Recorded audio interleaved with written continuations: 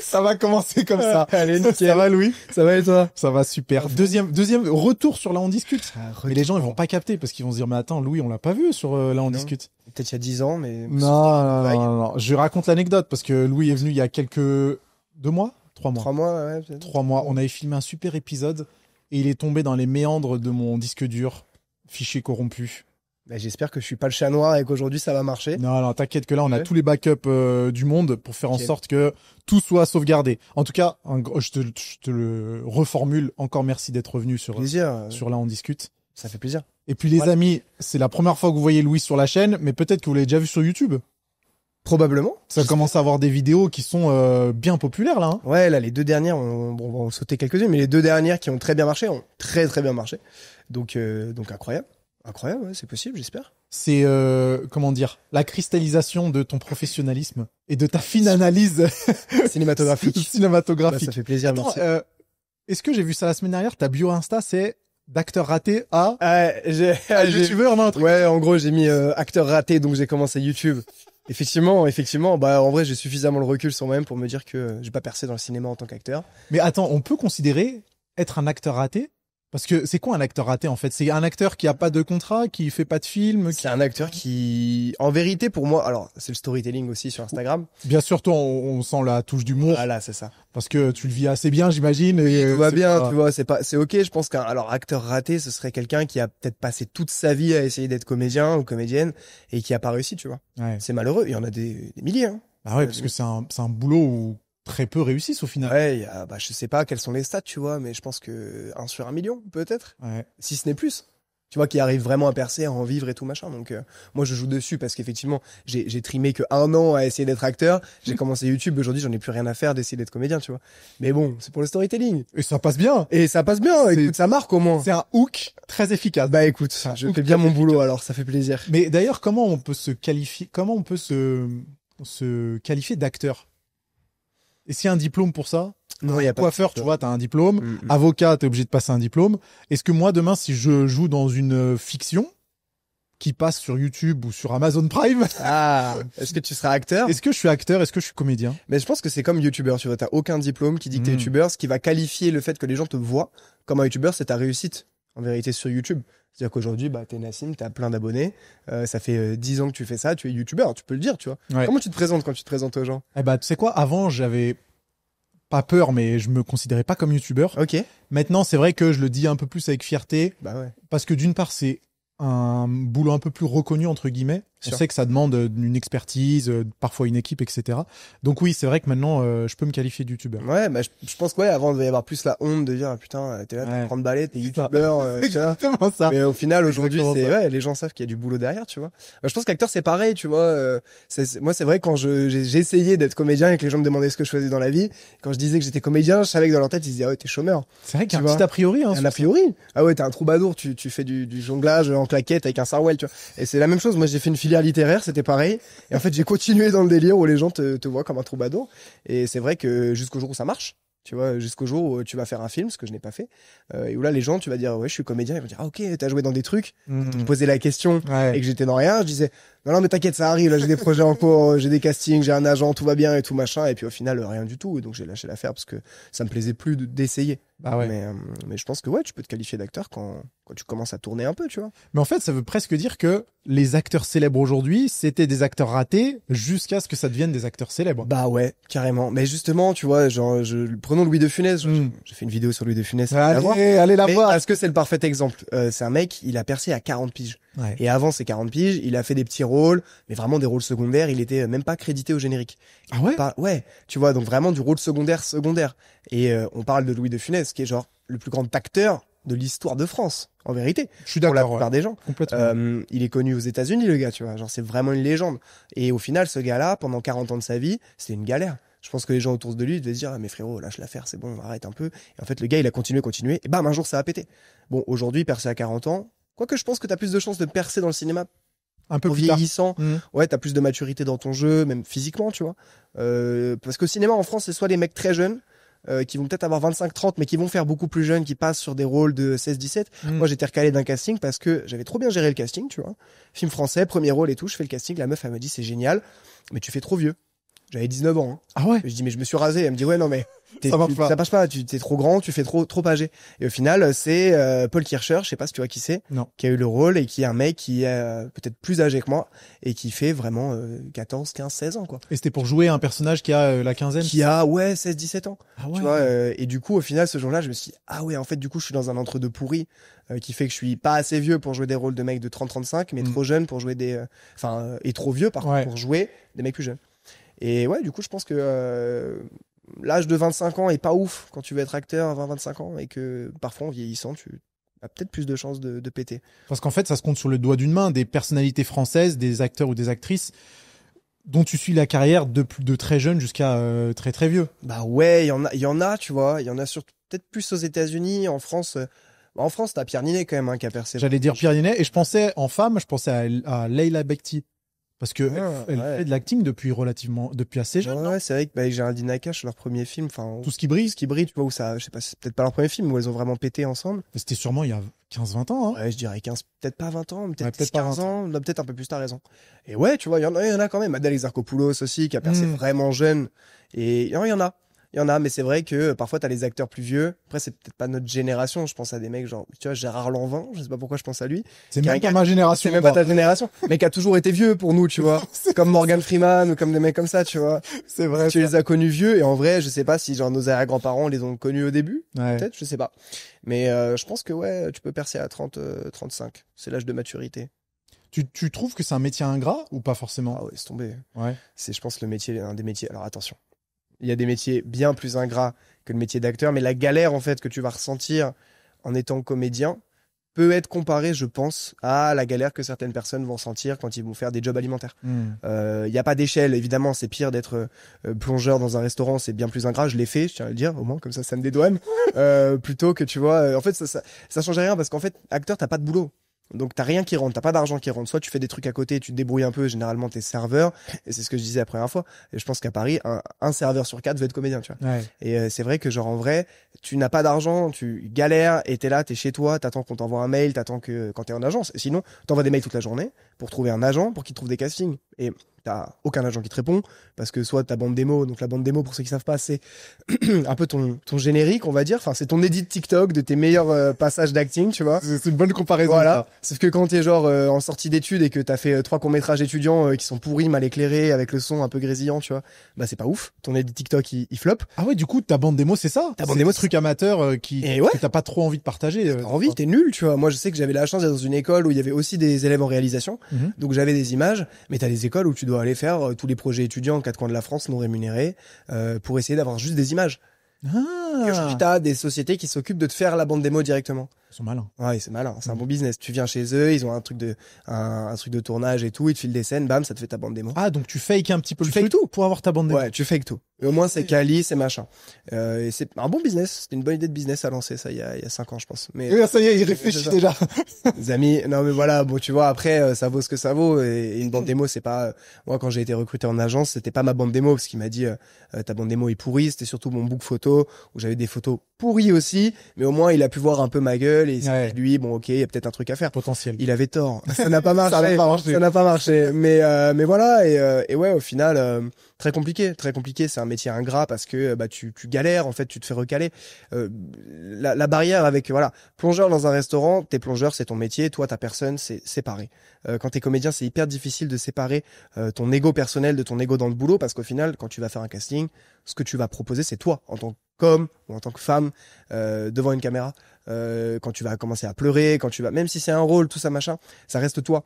Et quand on te recale, c'est non pour ta personne et ton travail. Donc le rejet est difficile. Le rejet est dur à encaisser, ouais. Ouais. Hyper dur. Et c'est vrai que moi, les premiers castings où on ne prend pas, et au début, je me suis dit, bon, accroche-toi frérot, va y en avoir beaucoup. Mais au début, tu te dis, ah, mais je suis une merde. Tu rentres, tu te regardes dans la glace, tu te dis, bon, bah, je vais aller faire un peu plus de sport, je vais essayer de, tu vois. Et t'en arrives à des raisonnements plus poussés sur ta personne, plutôt que, ouais, sur un boulot classique où, bon, bah, tu fais mal ton taf. Tu rentres chez toi, personne te critique en tant qu'humain, tu vois.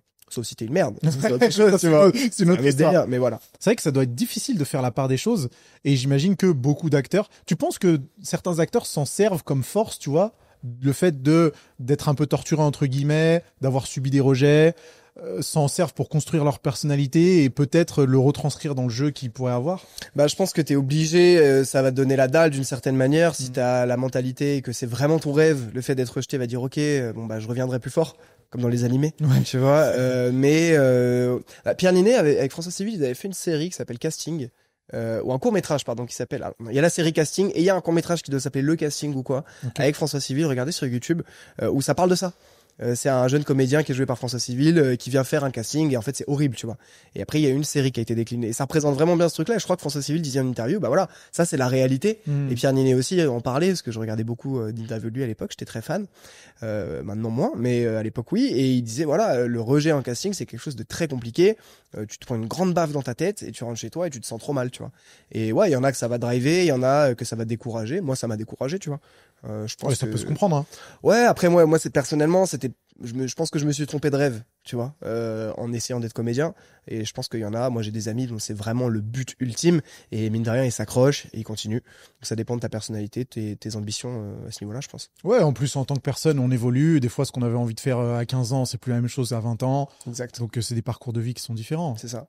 Pourquoi t'es plus fan si t'as envie de le Non, partager? en fait, c'est pas ça, c'est que, tu vois, moi, je suis un jeune Parisien de 18 ans à l'époque, et la seule personne à qui je peux relate, avec à qui je peux m'identifier, je fais du franglais, pardon, c'est Pierre Ninet, parce que c'est genre le rêve, c'est genre le mec à 17 ans, 18 ans, comédie française, le parcours en or et tout machin. C'est le golden boy de Exactement. la comédie française. Et tous les mecs de mon âge à l'époque, on est tous en mode putain, Pierre Ninet, le GOAT, quoi, trop fort. Son parcours est hyper inspirant, tout ce qu'il a fait c'était bien. Là c'est de moins en moins bien, je trouve. Ah ouais ouais, bah la série Fiasco j'ai pas aimé par exemple, tu vois. Je trouve que faut qu'il se renouvelle un petit peu en termes d'humour. Pierrot, si tu passes par là, renouvelle-toi. Ce que tu veux, mais voilà. Renouvelle-toi. Mais je l'adore et c'est un super bon comédien. C'est un mec beaucoup trop fort. Et en fait, quand tu réalises qu'un Pierre Ninet, c'est pas 1 sur 1 million, c'est peut-être 1 sur 300 millions, tu vois. En vérité, hein.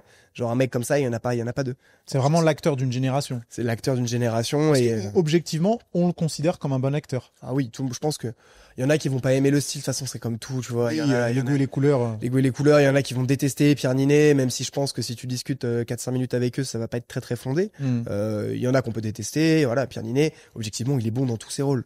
Tu vois, c'est un mec qui est vraiment fort, genre il est bon dans les rôles drama, il est bon dans les rôles gaulerie, et en vérité ouais, il a sa prestance et son charisme à lui, mais moi je trouve qu'il est très fort. C'est indéniable, c'est un mec qui est aussi bon au théâtre qu'au cinéma, tu vois, c'est prouvé. Donc oui, très bon acteur, très inspirant. J'avoue que personnellement, juste Pierre Ninet m'encourage à regarder un film. C'est quand même fou, hein. Ouais. C'est que je vois le mec, je me dis, j'ai envie de regarder le film. Mais quel que soit le film, hein, ça peut être une comédie, un drame, je ne sais quoi, ça m'encourage à aller voir un film. Et je pense que les acteurs comme ça, ou les actrices, c'est quand même assez rare. Et c'est ce que j'allais dire, c'est hyper rare en fait, c'est parce que ouais, tu vas voir demain, je sais pas, par exemple, moi prenons François Civil que j'aime bien, mais je vois François Civil dans un film, je me dis pas, il faut absolument que j'aille le voir. Pierre Ninet, moi, ça me faisait un autre truc de ah ok, c'est Pierre Ninet, c'est bien, ça va être bien. Parfois, ça l'a pas été. Le film, sa prestation. Oui, bien sûr. Il y a un film qui s'appelle Amant avec Pierre Ninet qu'il faut pas regarder parce que le film est pourri. Je connais pas. Mais tu vois, et lui dedans, et c'est Nicole Garcia qui a réalisé le film, c'est avec Benoît Magimel, etc. Et donc gros casting, grosse réal, grosse prod et tout. Et Pierre Ninet, il est bon dedans, mais le film est pourri. Tu vois. Et bon, il y a d'autres films où j'ai eu raison d'aller les voir, tu vois.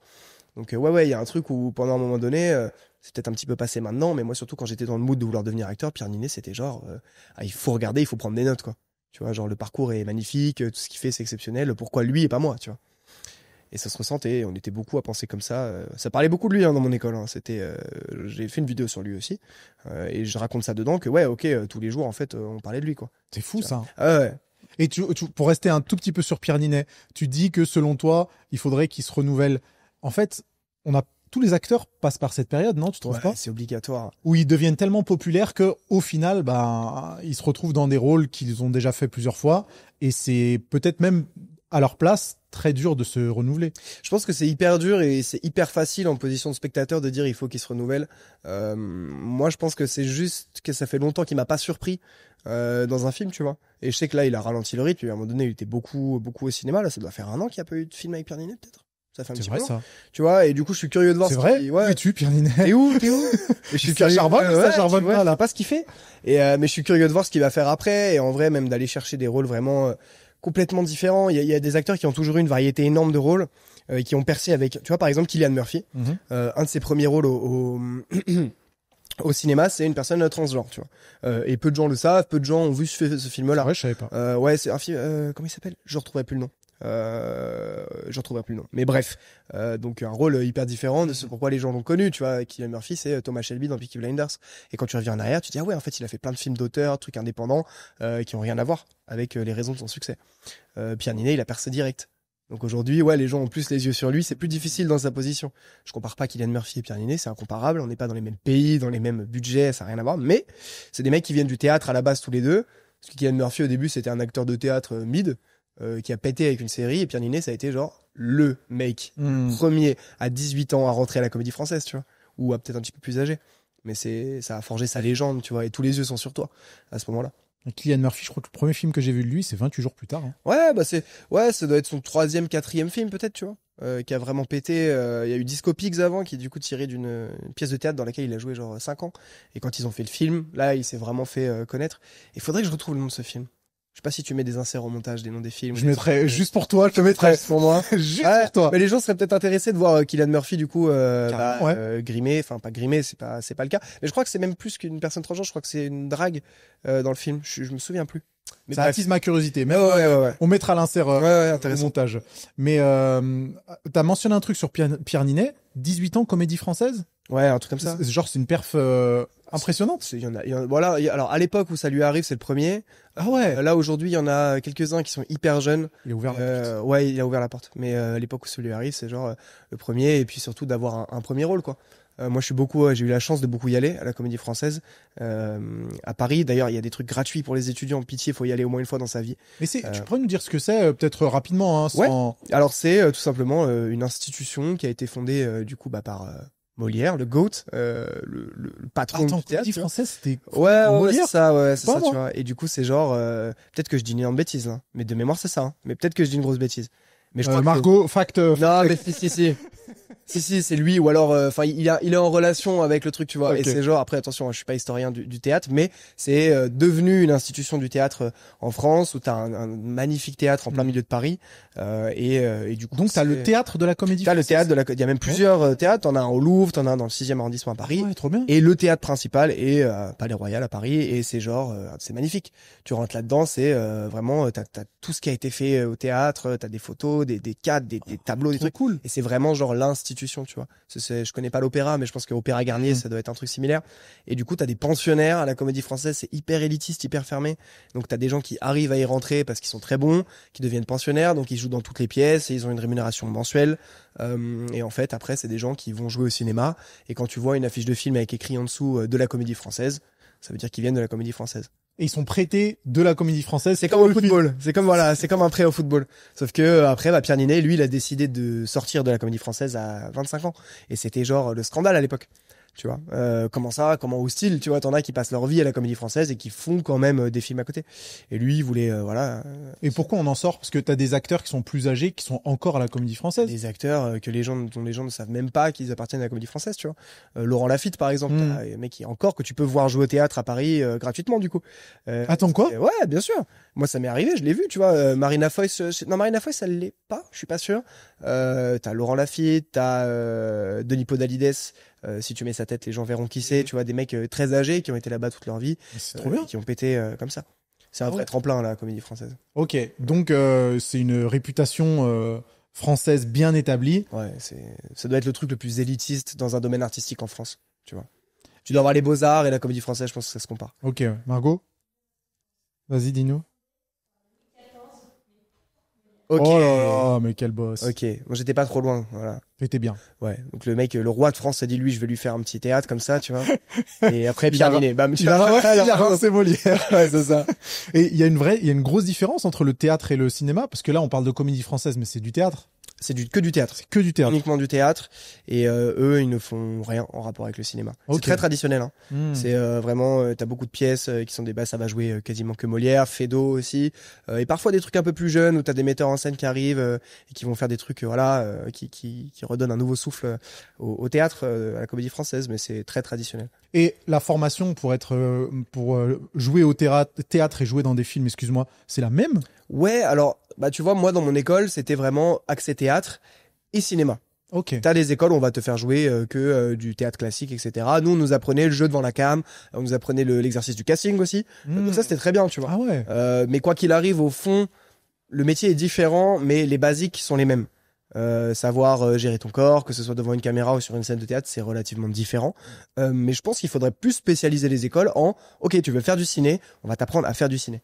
Et la chance que j'ai eue dans mon école à Paris, c'est que c'était les deux, tu vois.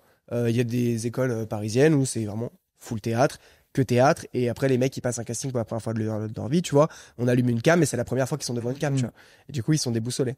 Mais ça reste les mêmes basiques, tu vois. Je pense que c'est comme chanter dans une cabine ou chanter a cappella. Je sais pas si c'est une comparaison. Mais... Les gens auront compris, t'inquiète pas. Vous avez capté. Ils ont très très bien compris. C'est une métaphore qui marche. Moi, en tant que mec purement lambda, j'ai toujours eu l'impression qu'au théâtre, il y avait presque du surjeu.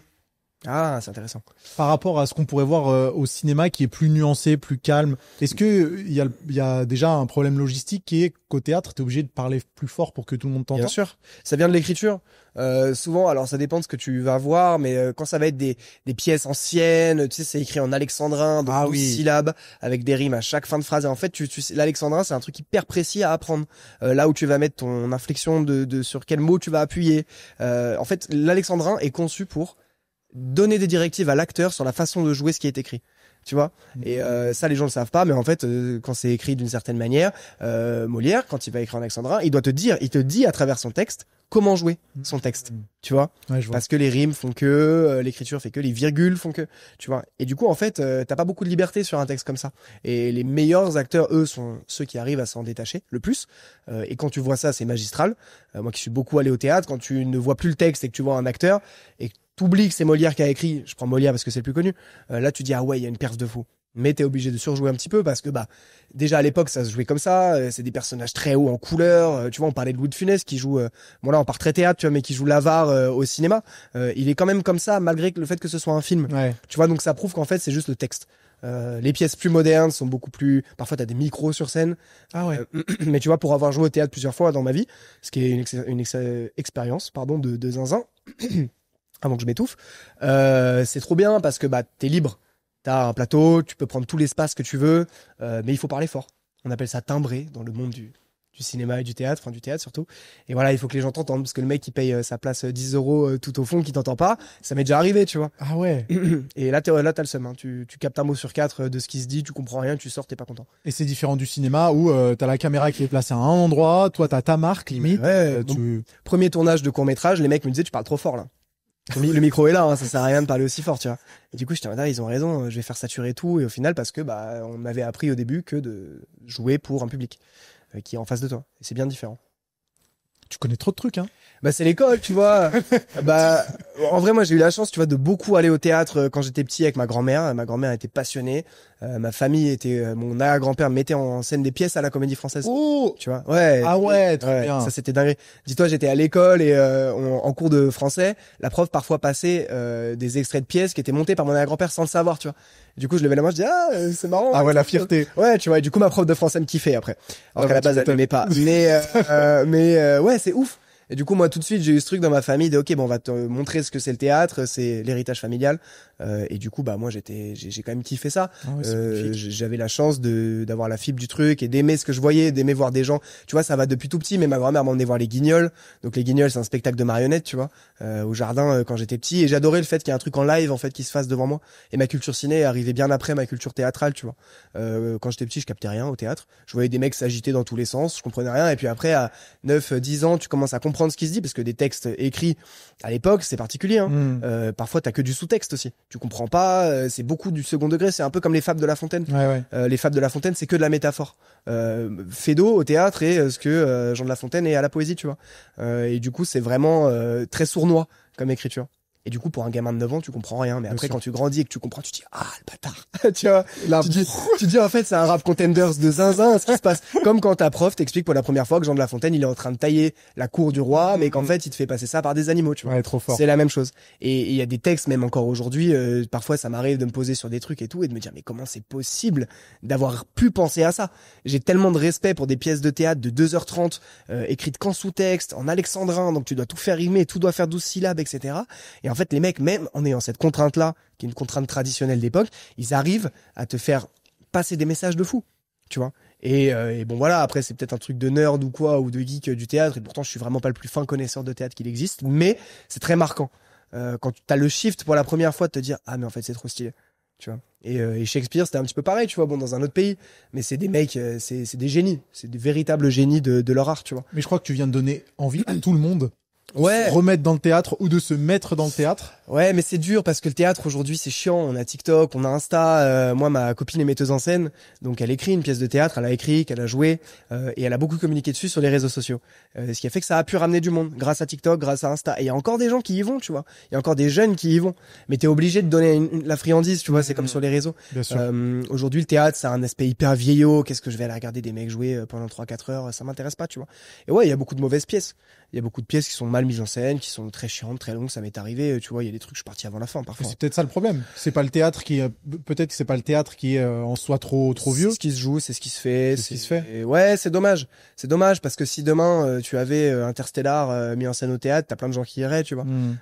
Et c'est très dur. Et il y a beaucoup la tradition, même dans les compagnies de théâtre, qui sont très que théâtre, qui sont pas branchés réseau. Et du coup, ils ont des pièces superbes, mais ils donnent pas envie aux gens d'aller la voir. Ouais, je vois. Tu vois, parce que tout se fait à travers le marketing aujourd'hui autour du théâtre en fait. Et si tu comprends pas que ta pièce doit être vue par beaucoup de gens, parce que c'est quand même le but, on va pas se mentir, comme si tu joues et qu'il y a 4 personnes dans la salle, C'est pas et terrible. c'est le quotidien de plein de compagnies. Hein. Nous, on avait un prof que j'adorais qui me disait ouais, ça m'est déjà arrivé de jouer pour un gars. Dur. Et lui, tu vois, que ce soit d'un côté ou de l'autre, ils savent que tu vois, Ouais. autant ne pas faire le truc. Mais t'imagines, mettre ton ego de côté et te dire là, je vais me donner un spectacle pour un mec, Ouais. mais c'est un spectateur comme un autre. Il a payé sa place et tu dois le divertir, tu vois. Enfin voilà. Il y a peut-être cette volonté du théâtre aussi de rester cet art un peu noble, tu vois, et de ne pas céder au travers de la société moderne avec la TikTokisation. Bah ouais, en etc. fait, je sais pas, parce que maintenant même à la Comédie Française, tu vois, parfois sur des nouvelles pièces qui sont originales, donc des trucs modernes, ils vont essayer de te parler un peu de ça, mais ça fait un peu boomer, tu vois. Ouais. Je pourrais comparer ça à quand tu scrolles sur TikTok, sur les réseaux sociaux de Carrefour et qui te font une trend TikTok, tu vois. C'est un peu pareil. Tu vois, C'est dur. c'est dur. C'est dur, tu vois. Ça fait très, oh là là, la société d'aujourd'hui, machin. Et en fait, putain, en fait, j'ai envie de m'enterrer, quoi. Faites un truc, assumez le fait que voilà, vous voulez faire un truc jeune, ou combien de fois t'as eu des mises en scène de, ils vont te faire un texte de Fédo, mais dans une chicha, tu vois, par exemple. Ah ouais. Et en fait, ok, le contexte, ça fonctionne pas. ça fonctionne pas, tu vois. Faut trouver, c'est hyper dur, Mais ça se fait. Il y a quelques pièces qui sont très bien. Il y a plein de metteurs en scène. Il y en a un à Paris qui est hyper bon. J'ai oublié son blaze. Il a fait le film Edmond. Je sais pas si vous en avez entendu parler. Non. Qui parle sur la construction de la pièce Cyrano de Bergerac d'Edmond Rostand. Peut-être je suis en train de saouler tout le monde là. Mais mec, c'est passionnant. C'est passionnant. Et tu vois, mais c'est ça le théâtre. C'est de fait de te dire là, je suis en train de parler de théâtre depuis 10 minutes. Ça se trouve, on a perdu 90% des gens qui viennent regarder. On va parler de cinéma. Restez. Ouais, vous inquiétez On pas. va parler de The Rock après, mais tu vois. Mais ouais, t'as ce truc où lui, faut que je retrouve absolument son nom, je suis fou. Bref, excellent metteur en scène qui a fait des pièces qui ont ramené énormément de monde à Paris, tu vois. Et tout ça pour dire qu'il y en a encore. Thomas Joly qui s'est occupé de la mise en scène de la cérémonie d'ouverture des JO, tu vois. Ah ouais. Un mec qui vient du théâtre, dont j'ai vu des pièces et tout. Et là, c'est des génies, c'est des mecs qui arrivent trop bien à gérer ça et à faire, voilà, à donner quand même aux jeunes envie de venir au théâtre, tu vois. On peut quand même être fier de l'héritage du théâtre en France parce que c'est le pays. Alors il y a l'Angleterre aussi avec Shakespeare, mais la France. Russie aussi. La Russie, ils sont bons. Hein. Ah Attention, ouais, Tchekhov et tout, c'est fort. Mais ah oui, bien sûr. Pays de l'Est sont bons, mais la France, théâtre, c'est le pays. C'est un des pays du théâtre, tu vois. C'est traditionnel. Il y a encore beaucoup de pièces qui se jouent. Et l'Angleterre et la France sont vachement similaires là-dessus. En Angleterre, et l'Angleterre, par exemple, est un pays où c'est beaucoup moins vu comme un truc vieillot. Parce que tu te balades en Angleterre, tu passes devant des pièces et puis en fait des théâtres et t'as plein d'affiches avec des trucs méga jeunes où en fait ils communiquent à fond sur les réseaux. Et quand t'es sur TikTok, parfois sur Insta, tu tombes sur des pièces. Moi j'ai l'algo un peu acting et tout, et je tombe sur des TikTok de pièces de théâtre en Angleterre. Et je me dis mais j'ai trop envie d'y aller. C'est trop stylé, ils arrivent trop bien à communiquer dessus. Les États-Unis, ça va être plus, la comédie musicale. Où là c'est plus ancré. Les États-Unis c'est pas forcément un pays de culture traditionnelle, tu vois.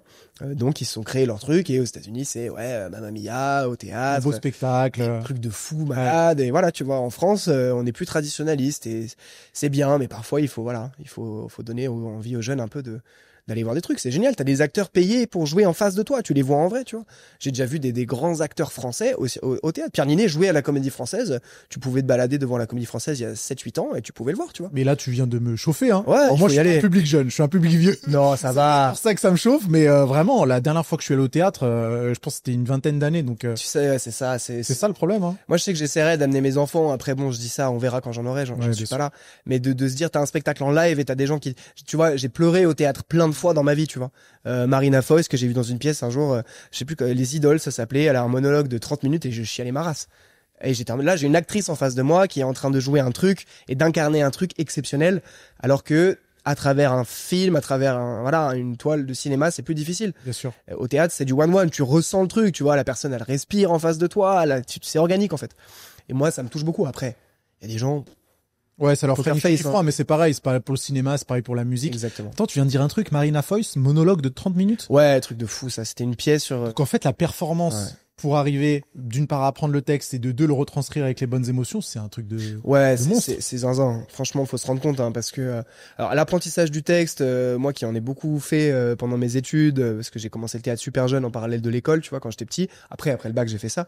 C'est pas le truc le plus difficile, tu vois. En fin d'année à l'école, j'avais une pièce, on jouait moi et ma copine encore, et c'était quasiment un seul en scène en fait, à deux. Moi, seul en scène, c'est une personne, mais vous m'avez compris. Et du coup, c'était 1h30 de pièce, 90 pages de texte, et puis c'était que du monologue chacun, tu vois. Et en fait, j'en étais au point où en fait, je faisais des cauchemars la nuit de me dire, en fait, je rêvais que j'avais un trou de mémoire en plein pendant la représentation, tu vois. Et ça, c'était dur. Là, ouais, t'as beaucoup de trucs à apprendre, mais bon, t'as le temps de travailler dessus, donc en soi, ouais, tu peux pas refaire au théâtre. Donc quand t'as un trou de texte, bah, il est là et c'est comme il faut ça. faire avec. Et ça arrive plein de fois. Hein. J'ai vu des légendes du théâtre français avoir des trous de texte. Hein. Ouais. C'est comme ça fait partie du truc. Parce qu'au ciné, c'est pas du tout la même chose. Au ciné, il y a plusieurs prises. Bah oui. Et au ciné, corrige-moi si je me trompe, j'en sais rien en fait comment ça se passe. T'apprends pas tout ton rôle d'un coup. Non, Prends la scène et puis c'est ouais. terminé. Alors je pense que t'as différentes méthodes. T'en as qui vont se dire j'apprends tout one shot, et t'en as qui vont peut-être apprendre du jour au lendemain, voire du matin pour l'après-midi. Tu vois, ça doit arriver. Et t'en as pas qui apprennent même pas et qui ont un texte, enfin qui ont une pancarte avec un Et bah, texte. Intéressant. Gérard Depardieu. Attention, Gérard Depardieu. Je ne relate qu'une histoire. À une oreillette. L'acteur. Dernières années, avait une oreillette pour son texte. Non. Parce que incapable d'apprendre un texte. Voilà. Tu vois, donc là, ça perd de son truc, quoi. Ok. Ouais. Mais je pense qu'il y en a pas beaucoup. C'est un des rares, mais ouais, directement dans l'oreille. Et puis voilà, prompteur, je sais pas si ça se fait. Mais ça existe. Ça existe. Eh ben, The Rock. C'est vrai. Ok, The Rock. On va y aller sur The Rock. Les boucles. Ah ouais. Non mais en vrai, j'y ai pensé tout à l'heure à The Rock. Quand t'as parlé de Pierre Ninet et de renouvellement, The Rock c'est un bon exemple parce que il est resté pendant des années, voire même des décennies dans les mêmes rôles. Et maintenant, il est en train de faire un virage à 180 degrés avec The Smashing Machine. Je sais pas si J'ai hâte de le voir. à quoi le titre français. Tu sais quand il sort? Je pense que ça sort la semaine pro, à mon avis. Ah ouais, aussi, ça doit aussitôt. sortir mercredi, ouais, je pense. Parce qu'il y a eu l'avant-première la semaine dernière.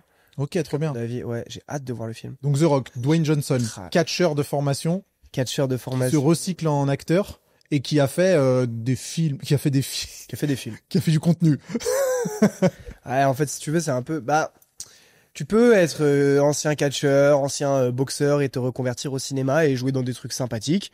Lui, je trouve que ça n'a pas été son cas. Il a fait beaucoup de daubes. Après, beaucoup de films pour enfants. Quand tu sais que The Rock, ça a été l'acteur le plus bankable Ouais. pendant des années et des années, tu te dis, ah ouais, c'est une dinguerie. C'est une dinguerie. Pitié, faites en sorte que ça s'arrête.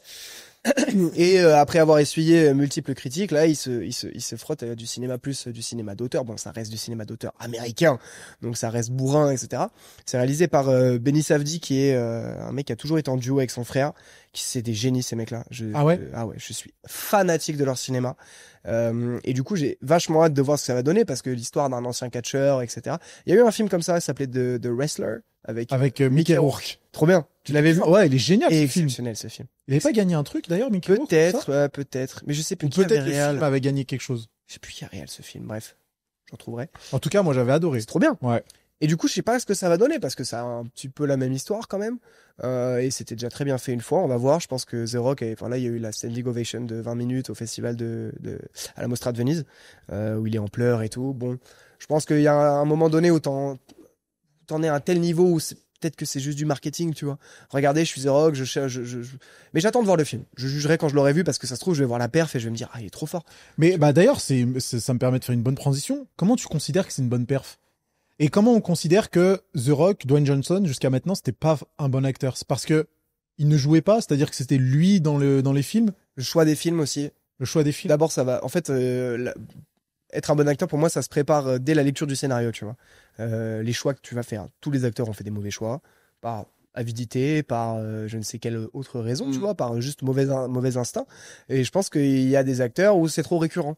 Il y a un The Rock qui te fait 10 films en 3 ans, 10 merdes. Tu dis, ah, stop, tu vois, il y a eu Baywatch, c'était horrible, Jumanji, c'était horrible, il y en a un, c'était Skyscraper, c'était un des pires films que j'ai vu de ma vie, San Andreas, je pourrais en citer, j'en ai vu plein avec The Rock, hein. Je suis légitime de parler, attention, mais Parce que ces films étaient pas bien, parce que le script était pas bien, ou c'est The Rock qui, c'est The Rock c'était la même personne sur les quatre caricature, films. bah, c'est pas un acteur, tu vois, alors bon, peut-être qu'on peut dire qu'au catch, c'est une forme d'acteur, ouais, je pense que les catcheurs, d'ailleurs, il y en a plein qui sont de John Cena dernièrement, qui pour le coup est pas mauvais, je trouve. Tu vois, il y a beaucoup de catcheurs qui vont faire du ciné. Mais ouais, Dwayne Johnson, c'était très caricatural avec son sourcil, machin, Ouais. tu vois. Mais c'était le genre de film dans lequel on le mettait. Et jusqu'ici, il a pas vraiment fait de film plus intimiste ou quoi. Donc c'est pour ça que là, on va se faire un jugement. Il y a Zac Efron qui a fait un film exceptionnel il y a 2 ans, Iron Claw. Je sais pas si tu l'as vu. Non, je l'ai pas vu. Où il joue un catcheur. Ah ouais, faut que tu le vois. Moi, j'ai pris une tarte en me disant, ouais, Zac Efron, ça y est, High School Musical, Baywatch, encore une fois, tu vois, au final. Est-ce que tous les mecs musclés sont forcément des mauvais acteurs? Est-ce que Nassim serait un bon acteur? Tu vois, c'est Je ça la pense que question. oui. Tu vois Je pense que je serai un mauvais acteur. mais du coup, Zac Efron, qui a toute sa vie été considéré comme un mec horrible, tu vois, un mauvais acteur. Là, je l'ai vu et je me suis dit, ah ouais, dinguerie. Il m'a fait chialer. Genre vraiment, il m'a fait chialer. Le film est hyper badant et tout. Et en sortant, je me suis dit, il faut que ce mec gagne un truc parce que là, la presta, elle est folle, tu vois. Donc ça peut faire ça avec The Rock. Je pense que c'est jamais trop tard. Il faut laisser la chance aux gens de avoir peut-être le film qui va après engendrer une série de 10-15 films qui seront tous exceptionnels, tu vois. Mais bon, The Rock, j'ai peu d'espoir quand même. Ça serait fou quand même qu'il gagne un Oscar pour un truc comme ça, parce que c'est ce que certains disent après avoir vu le film. Ah ouais, qui mérite. J'ai hâte de le voir. Bah, franchement, je pense qu'il y en a beaucoup dans ma situation qui disent, bah, qu'est-ce que ça va donner? On va y aller, tu vois.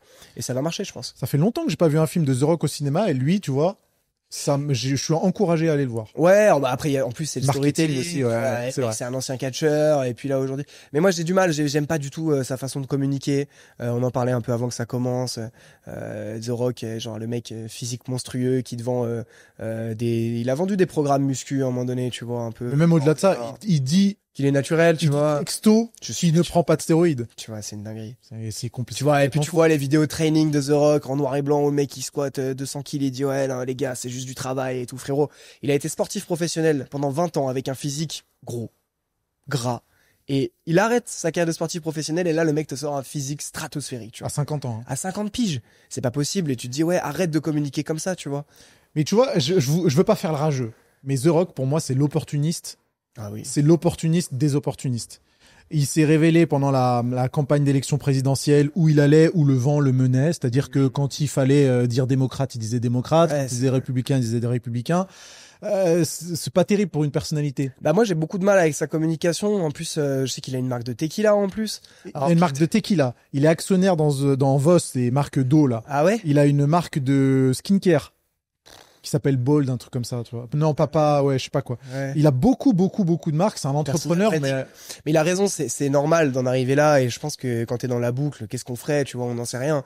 Tu te retrouves à être The Rock, tu vois, chaque opportunité, chaque truc que tu vas créer va te générer des millions. Il y en a qui passent à côté, il y en a qui prennent l'opportunité, comme tu disais. Je pense que c'est un opportuniste. Je pense que c'est un mec qui a eu tout ce qu'il voulait toute sa vie. Je dis pas qu'il a pas bossé parce que même pour en arriver à être numéro 1 à la WWE, faut être très bon. ouais, tu bien vois. sûr. Et il a toujours, en fait, c'est un mec qui est excellent dans la gestion de son image. Mais ça amène son lot de haters. Il y en a 2 devant vous, tu vois. Où t'es en mode, bon, bah, en fait, c'est un peu border au niveau, ouais, parce que quand t'es à ce niveau-là, t'es plus un acteur, t'es un produit. Ouais. Tu Oui, es c'est du ça. marketing. Tu dis bien, c'est plutôt C'est un un produit produit. qu'un acteur. Et moi, quand des acteurs sont transformés en produits, ça me donne moins envie, ça me donne moins ce truc magique de l'acteur ou de l'actrice, tu vois. Est-ce que tu crois que c'est de plus en plus le cas, que les acteurs sont de plus en plus des produits, ou on arrive toujours à avoir des acteurs dans le sens classique du terme? Bah, en fait, je pense que il y a eu une phase où, alors, les années 90, c'est le parfait exemple. Il est toujours là, le bouquin avec Schwarzenegger derrière. Ouais, évidemment.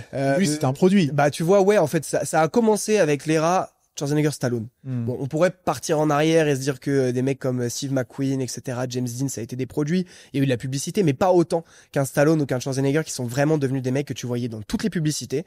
Et d'ailleurs, Rocky 3 le montre parfaitement dans le début du film, où en fait le mec c'est plus un boxeur, c'est un produit marketing et où ça le désavantage dans sa carrière sportive.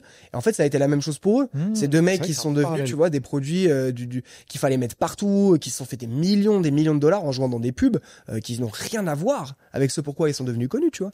Je crois qu'il y a une pub de Stallone où ils vendent des croquettes pour chiens, tu vois. Ah oui, ça me surprendrait pas. Ça surprend pas. Et tu te dis, ah ouais, en fait, voilà. Et ça a eu un gros boom dans les années 90, tu vois. Il y en a eu plein d'autres qui sont passés par là. Mais eux, ça reste les figures les plus importantes de ce mouvement-là. Et après, dans les années 2000, peut-être un petit peu moins. Et peut-être que c'est revenu et qu'on en ressort un peu, tu vois. Est-ce qu'il y a des grands acteurs qui sont aussi des produits? Je pense à DiCaprio. Est-ce qu'on peut le considérer comme un produit? Bah, moi, je pense pas. Parce que c'est un mec qui a une cause. Bon, je suis pas forcément fan de tout ce qu'il fait en dehors des plateaux, mais lui, il est très militant pour l'écologie, tu vois. Et tu le verras pas dans n'importe quelle publicité. Ouais. Il va faire des pubs pour des voitures électriques, il va faire des pubs pour des associations. Il va pas manger à tous les râteliers. Il va pas manger à tous les râteliers. Et je pense que non, il y en a qui ne sont un Brad Pitt par exemple, et un mec qui va aller faire de la publicité pour des marques de luxe, etc. Bien sûr, mais c'est pas. Il a pas cette image de The Rock, il a pas cette image de vouloir développer absolument chaque truc jusqu'à vendre l'eau de son bain comme on en fait certains. On peut parler de Sydney Sweeney, tu vois, actualité là, il y a pas longtemps, qui a été critiquée parce qu'elle a fait une pub pour American Eagle. Bon, il y avait un sous-texte que les gens ça a fait une polémique, tu vois, sur voilà la race parfaite, américain blond aux yeux bleus et tout. Mais comme quoi, la publicité joue un vrai rôle sur la carrière des acteurs. Parce qu'aujourd'hui, une Sydney Sweeney, bon, pour ceux qui n'ont pas suivi l'histoire, voilà, grosse polémique, c'est avéré qu'elle était enregistrée chez les Républicains aux États-Unis, donc elle votait plutôt pour Trump, etc. Et du coup, aujourd'hui, Sydney Sweeney, je suis sûr qu'il y a plein de gens qui vont boycotter sa carrière à cause de ses choix marketing, de ses prises de position publique, etc. Tu vois. Donc, faut faire attention, ça doit pas être facile d'être à leur place. Mais en fait, chaque truc, tu vas être épié, chaque décision va être vivement critiquée. Donc, je pense que la publicité aujourd'hui, vu qu'on est beaucoup dans la cancel culture, il y en a qui font très attention. Donc, ils ne sont moins des produits qu'avant, tu vois. Un The Rock, rien à foutre, The Rock. De toute façon, ça lui fait ni chaud ni froid, je pense. Mais il essaye quand même d'être parfait, tu vois. Ouais, il essaie quand même. On verra s'il y arrive. Ouais. C'est difficile de trouver des acteurs ou des actrices qui ne sont pas des personnalités. Parce que c'est aussi ça le problème de la publicité, c'est qu'on les prend plutôt pour des personnalités que des acteurs. Il y en a, hein. Cillian Murphy, c'est le parfait exemple. Ah ouais, tu vois. exactement. Mais il y en a pas beaucoup. Attends, je pense à Tom Cruise aussi. Tom Cruise, on le voit. Ouais, mais lui, c'est parce qu'il est scientologue. Tom Cruise, ouais, c'est peut-être plus du côté de la secte. Ouais. Mais Tom Cruise, ouais, on le considère. En fait, c'est Tom Cruise, ça a été tellement le beau gosse du cinéma, ses aventures avec Nicole Kidman, etc., et que des actrices. Il y a eu beaucoup de médias autour de lui. Tom Cruise, moi, je le considère personnellement comme une personnalité plus que comme un acteur. Okay. Alors qu'un Cillian Murphy, il se montre pas, il en a rien à foutre. Tu vois une interview, il baille, ça le fait chier d'être là. Tom Hardy par exemple aussi, tu vois, Tom Hardy qui, pareil, c'est des mecs qui sont pas intéressés par le show business, tu vois, je pense, et qui gardent comme cette identité d'acteur. Et chez les actrices, on parle beaucoup d'hommes, mais chez les actrices, la plupart des actrices sont quand même considérées comme des actrices, tu vois. Peut-être qu'elles sont juste plus intelligentes et qu'elles font plus juste attention à ce qu'elles font, tu vois. Ça expliquerait beaucoup de choses et ce serait pas étonnant. C'est intéressant quand même cette distinction. Hein. Pour en revenir sur The Rock et ses chances de gagner un Oscar. Oh là, pardon. Bon, t'inquiète, t'as pas cassé le micro. Pour en revenir à The Rock et ses chances de gagner un Oscar, je voyais une discussion qui était intéressante, qui disait que DiCaprio, il avait fait une dizaine de films qui étaient incroyables, pour lesquels il a pas gagné d'Oscar, et il a dû attendre The Revenant pour en gagner un. Alors que là, on a un The Rock qui a fait de la merde jusqu'à maintenant, et le fait qu'il soit potentiellement dans un bon rôle, ça lui donne plus de chances de gagner un Oscar. Comment ça se passe les récompenses de ce genre? Mais t'as vu la concurrence qu'il y avait à l'époque de DiCaprio sur les 25 ans où il fait des films, que des chaque année, c'est ça, que des films de fou. Ouais. C'est-à-dire que si tu regardes bien les Oscars de 90 à 2010, chaque année, quand tu sais que, je regardais la dernière fois, Jim Carrey pour Truman Show, il est nommé la même année que Roberto Benigni dans La Vie est belle. Ah ouais. Et c'est pas Jim Carrey qui gagne. Alors que tu mets ça aujourd'hui, il gagne, tu vois. Et en fait, la concurrence est tellement rude, et c'est ce qui s'est passé avec DiCaprio, c'est qu'il a été nommé à des années où t'avais des mecs en face qui sortaient des prestations de monstres. Donc c'est ok qu'il ait pas gagné. Et pour moi, DiCaprio méritait pas forcément d'Oscar avant de Revenant. Ah ouais? Ouais. Tu vois, pour quel film tu te serais dit, ah là, quand même? Le Loup de Wall Street, peut-être? Non, même pas. J'aurais dit un truc un peu plus ancien. Pourquoi il a été nommé d'ailleurs? Je sais même pas. Je pense qu'il a été nommé à peu près pour tout ce qui se fait, tout ce qui va être éligible. Donc des films plutôt drames, Titanic, il devait être nommé, Shutter Island et compagnie, je pense qu'il a été nommé. Shutter Island, c'est vrai ça. Inception, je pense pas. C'est quoi le film où il joue avec Matt Damon, il est infiltré dans la mafia, les infiltrés, ouais. Parce que je l'aimais dans ce film. Ouais, il aurait pu être nommé, mais je pense qu'il l'a été, tu vois. Ok. Mais bon, voilà, ouais, tu vois, il était en concurrence avec des monstres. Que des monstres, c'est Johnny Depp pareil, tu vois. Bon, encore une fois, je parle de l'acteur, tu vois, mais Johnny Depp, c'est un parfait exemple d'un mec qui a toujours eu des rôles de zinzin et qui a été nommé des années où il y avait des mecs plus forts. Et Il a un Oscar, Johnny Depp? Zéro. Pas d'Oscar. Zéro. Alors, pour moi, sa presta dans Édouard aux mains d'argent, c'est au-dessus de tout. C'est stratosphérique. C'est stratosphérique, tu vois. Et je ne supporte pas l'humain qu'il est devenu, alors que je suis très fan de lui, très très fan à la base. Hein. Et je suis très attristé de voir que ce mec s'est perdu dans des vices horribles. Et très attristé pour les gens que ça impacte et pas pour lui. Mais pour le coup, en termes d'acteur, moi, il m'a beaucoup inspiré, tu vois. Et ça fait chier. Ça fait chier de voir des acteurs que t'as aimé toute ton enfance, qui ont bercé ton enfance, que tu les vois, tu dis, ils partent en couille. Est-ce que c'est le show business qui les a rendus comme ça? Est-ce que c'est de nature? Est-ce que pour être acteur, faut pas être un peu fou? Anecdote intéressante, tiens, sur Johnny Depp, qui préparait le rôle d'Édouard aux mains d'argent, qui est un rôle où tu dois découvrir pour la première fois le monde. Parce que c'est le principe du film, pour ceux qui l'ont pas vu, c'est un mec, c'est un robot, c'est pas une entité humaine, qui doit découvrir. Il va prendre un verre d'eau, bah toi tu prends un verre d'eau comme ça, mais lui c'est un objet sacré. Qu'est-ce que c'est que ce truc, tu vois? Et du coup il racontait que pour préparer son rôle, il avait pris des extasies. Mais tu vois, c'est pour te dire à quel point ça. Alors, il prend 2-3 tasses, tu vois. Il met un post-it sur sa verrière parce qu'il habitait au bord de la mer à Miami avec écrit "Ne va pas dans l'eau", parce qu'il sait que le mec il va black out et qu'il va oublier où il est et ce qu'il fait. Il prend ses trucs. Et en fait, pendant qu'il prend ces trucs, il dit, c'est le seul état où je pouvais avoir l'impression de redécouvrir mon grille-pain pour la première fois. Ah ouais. Et en fait, il raconte, je sais pas si c'est fabulé ou si c'est vraiment arrivé, mais qu'en fait, avec cet état-là, grâce à cet état-là, il a pu visualiser, ressentir ça pour la première fois. Là, c'est vraiment méthode acting, donc c'est le truc qui vise à te mettre dans la peau de ton personnage et que ça l'a beaucoup aidé pour son rôle. Et il y a beaucoup d'acteurs qui se sont servis de la, vous l'avez compris, je peux pas le dire. De la drogue. De la drogue, voilà, pour préparer leur rôle, beaucoup d'acteurs et d'actrices. Et en fait, est-ce que c'est pas des gens qui ont des failles à la base, et qui ont un besoin ou un truc, tu vois, et qui sont un peu torturés, j'aime pas trop le mot. Mais tu dis acteur, mais c'est artiste en général. Ouais, artiste. Bah, Donc, tu sais, moi, j'ai fait des études d'art plastique. Ah ouais? Ouais. Sérieux? J'ai une licence en art plastique. Mais arrête. Mais bien sûr. Qu'est-ce que tu faisais, tu dessinais? Du dessin. Ah ouais, sérieux? Putain, c'est énorme. Du dessin aux haltères. J'ai fait, non, même pas, je faisais pas de muscu à l'époque. Ah ouais, même pas? C'était juste avant de commencer la muscu. J'ai fait une licence en art plastique et j'ai fait un master en cinéma.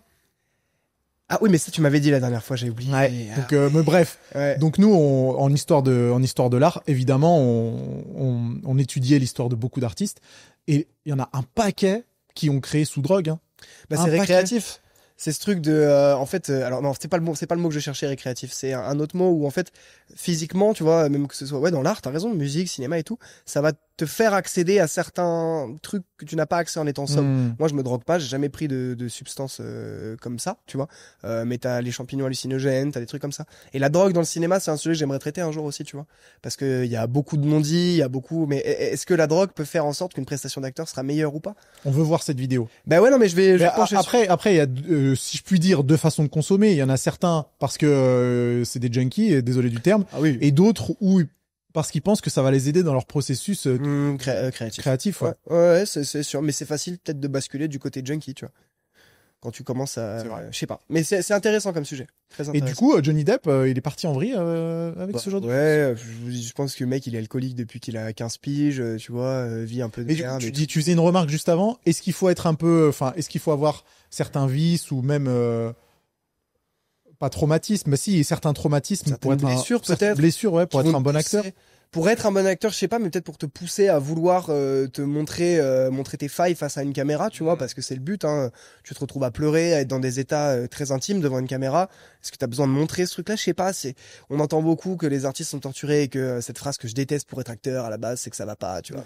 Ouais, stop. Il y a des gens qui vont très bien. Il a bien fait, Et il y en a qui sont acteurs depuis des années, qui vont très bien, qui ont pas de problème, qui sont parfaitement stables, etc.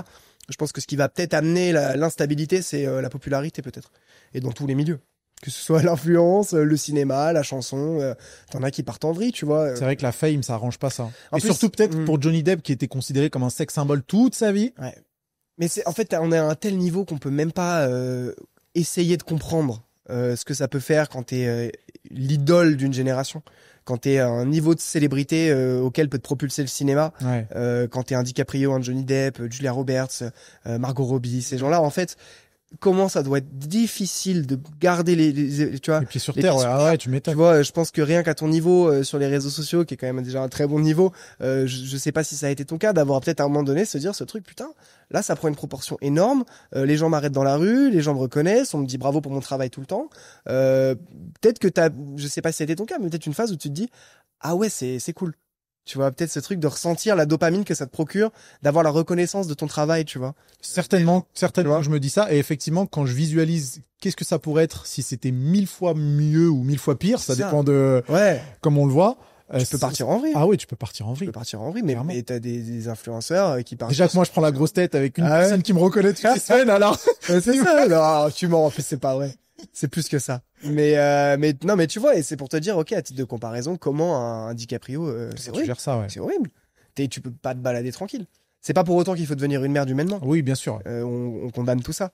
Mais qu'est-ce que ça doit être la célébrité à ce niveau-là?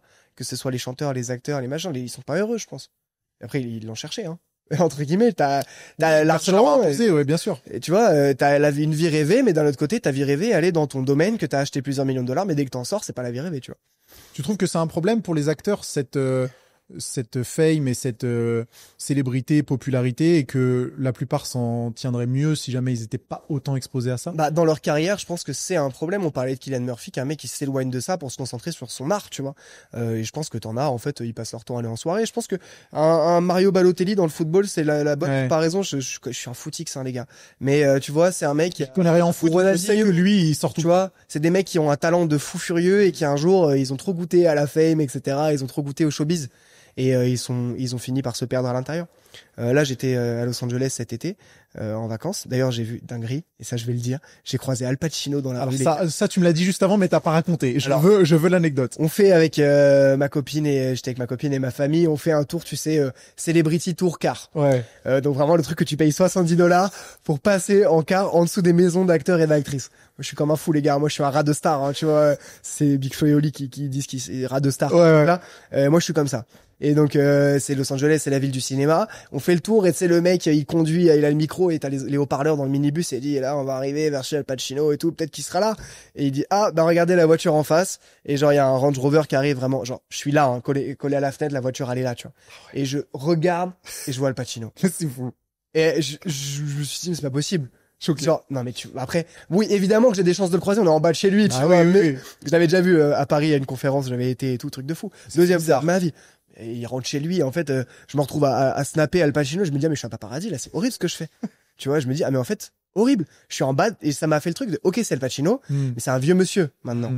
Et là, je suis en train. Plus de 70 ans. 80 piges. Ah ouais. Et je suis en train de prendre en photo un mec qui rentre chez lui, là, tu vois.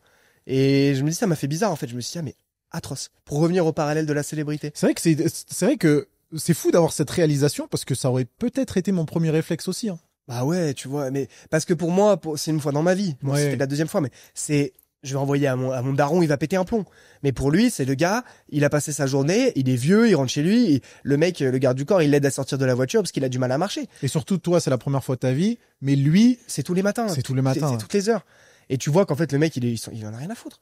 Mais t'es quand même en bas de chez un gars, il y a un petit portail et tu vois au-dessus, un car comme ça en train de le filmer, en train de crier, quoi. Et je me dis, what the fuck, c'est une dinguerie quand même. C'est vrai que c'est un délire. Mais voilà, tout ça pour dire qu'en ayant été à Los Angeles, j'ai rencontré quelqu'un là-bas, un chef cuisinier un Français qui travaillait là-bas depuis des années et qui me parlait du monde du show business à Hollywood, etc. Tu pourras mettre dans la mini à Hollywood les secrets. et le gars, c'était hyper intéressant. Je vais 100% mettre ça. Mais hyper inspirant. Ce qu'il me racontait, ça fait 20 ans qu'il bossait aux États-Unis et qu'il était français. Il est allé là-bas pour jouer au basket. Il s'est fait les croisés, la classique. Il a fini chef cuisinier. Et donc le mec me parle et il me dit voilà, un mec très dans la spiritualité. Il me dit moi j'ai bossé pour tout le monde ici. J'ai bossé 2 mois pour DiCaprio. J'ai bossé pour Kobe Bryant. J'ai bossé pour plein de gens. Et il me dit tu sais ici ils ont tous pactisé. Et je dis comment ça frérot, qu'est-ce que tu me racontes? On parlait de la Société du Diable. Société du Diable tout à l'heure. Et c'est ça. Et il me dit ouais, ils ont tous pactisé, ils ont tous vendu leur âme. Et je dis mais qu'est-ce que tu me racontes? Comment c'est possible? Vas-y, viens on en parle, tu vois. Il est venu cuisiner dans la maison où on était, tu vois, et j'avais 4 heures, 5 heures avec lui. Et explique-moi. Et il me dit mais c'est pas physiquement. Je dis quoi? Ils sont allés voir le diable, ils lui ont serré la main et bam, ils ont eu la faim. Mais il me dit non, c'est spirituellement. Ils ont tout donné, ils ont tout sacrifié pour en arriver là. Et du coup, ils doivent rendre ce truc-là. Moi, j'y crois pas. Ce truc de pactiser avec le diable et tout. Mais j'ai quand même compris ce qu'il voulait me dire. Je parle d'un mec qui est là depuis 20 piges, qui a vu tout ici. Il me dit, en fait, un jour, ils vont devenir fous parce qu'ils doivent rendre ce qu'ils ont sacrifié dans leur vie. Et c'est pour ça que parfois, t'as les acteurs qui ont des comportements trop bizarres. Et il me raconte, un jour, Martin Lawrence, qui joue dans Bad Boys avec Will Smith, notamment. Il est en plein milieu d'Hollywood Boulevard. Parano, le mec, il sort son flingue, il a l'impression qu'on le suit, tu vois. Et il me raconte plein d'histoires comme ça. Bon, très conspirationniste, ce monsieur avec qui j'ai discuté. Mais pourtant, n'étant pas du tout là-dedans, j'ai compris ce truc-là. Il me dit, tu sais, ici, c'est pas un rêve. c'est très sombre, c'est très bizarre ce qui se passe ici dans cette ville. Et le gars qui me raconte ça, je te parle d'un mec qui est vraiment spirituel, qui médite à fond, qui a fait des expériences, beaucoup de drogue, beaucoup de trucs. Mais il me dit, moi j'arrive à comprendre ce machin-là et j'arrive à le voir. Et le show business ici, c'est trop bizarre. Et vraiment, j'ai réussi à comprendre ce qu'il voulait me dire. Et je me suis dit, ah ouais, en fait, quand t'arrives à ces niveaux-là, il me dit, quand t'arrives à ces sphères-là de célébrité, de fame, d'argent, t'as une contrepartie qui est énorme. On peut le voir comme on veut, on peut l'interpréter comme on le veut. Mais en tout cas, moi, j'y ai cru. Il m'a convaincu, le frérot, tu vois. Mais je pense que j'y croirais moi aussi à 100%. Hein. Après, on pourrait considérer que Hollywood, c'est pas si vieux que ça au final. Ça existe depuis les années 60. Depuis les années 60. Ouais. Et je pense que les 40 premières années, on n'y connaissait rien parce qu'il y avait un peu le secret derrière Hollywood. On connaissait pas la vie privée des pas autant que maintenant, en tout cas. Maintenant, ouais. On connaissait pas la vie privée des stars, etc. Et aujourd'hui, on est un peu en train de se rendre compte de ce qu'il y a derrière tout ça. On a beaucoup d'acteurs qui parlent dans des podcasts ou ou qui ont leurs propres réseaux sociaux et qui racontent un petit peu comment ça se passe. Et effectivement, et encore, on connaît on connaît que la partie énergétique. Tu ça, vois, ça donne pas forcément envie au final. Bah ouais, moi j'en ai rêvé toute mon enfance en me disant un jour je serai à Hollywood. C'est faux, j'y serai jamais. Mais peut-être d'une autre manière, peut-être grâce aux réseaux sociaux, tu vois, j'espère. Mais en me disant voilà, en fait c'est le rêve et en fait tu te rends compte que la plupart ils sont malheureux. Ouais. Que moi je suis très fan de Jim Carrey. C'est un mec qui est inspirant à tous les niveaux pour moi. Et il racontait dans des interviews, tu vois. Et un jour il a dit un truc dans une conférence dans une école. Il a dit toute ma vie j'ai travaillé pour que les gens me donnent le meilleur d'eux-mêmes à chaque fois qu'ils me voient, tu vois. Et cette phrase, moi, elle m'a vraiment frappé parce que je me suis dit, ok, c'est-à-dire qu'il est arrivé à un statut social tellement élevé que chaque personne qui croise Jim Carrey sait qui c'est et chaque personne veut lui donner le meilleur de soi-même. Donc t'as pas un mec, ça peut arriver un mec qui va être désagréable avec lui parce qu'il y a l'effet inverse de ouais c'est une star mais je m'en fous, j'étais une star, je m'en fous, je te connais pas, bref. Mais le boulanger, quand il va à la boulangerie, il va être comme ça devant lui, tu vois. Et je pense que ce truc-là te monte à la tête mais d'une violence et qui fait que tu peux avoir des comportements bizarres, que les gens disent que t'es une merde ou que tu peux tomber dans la drogue ou dans plein de trucs en fait.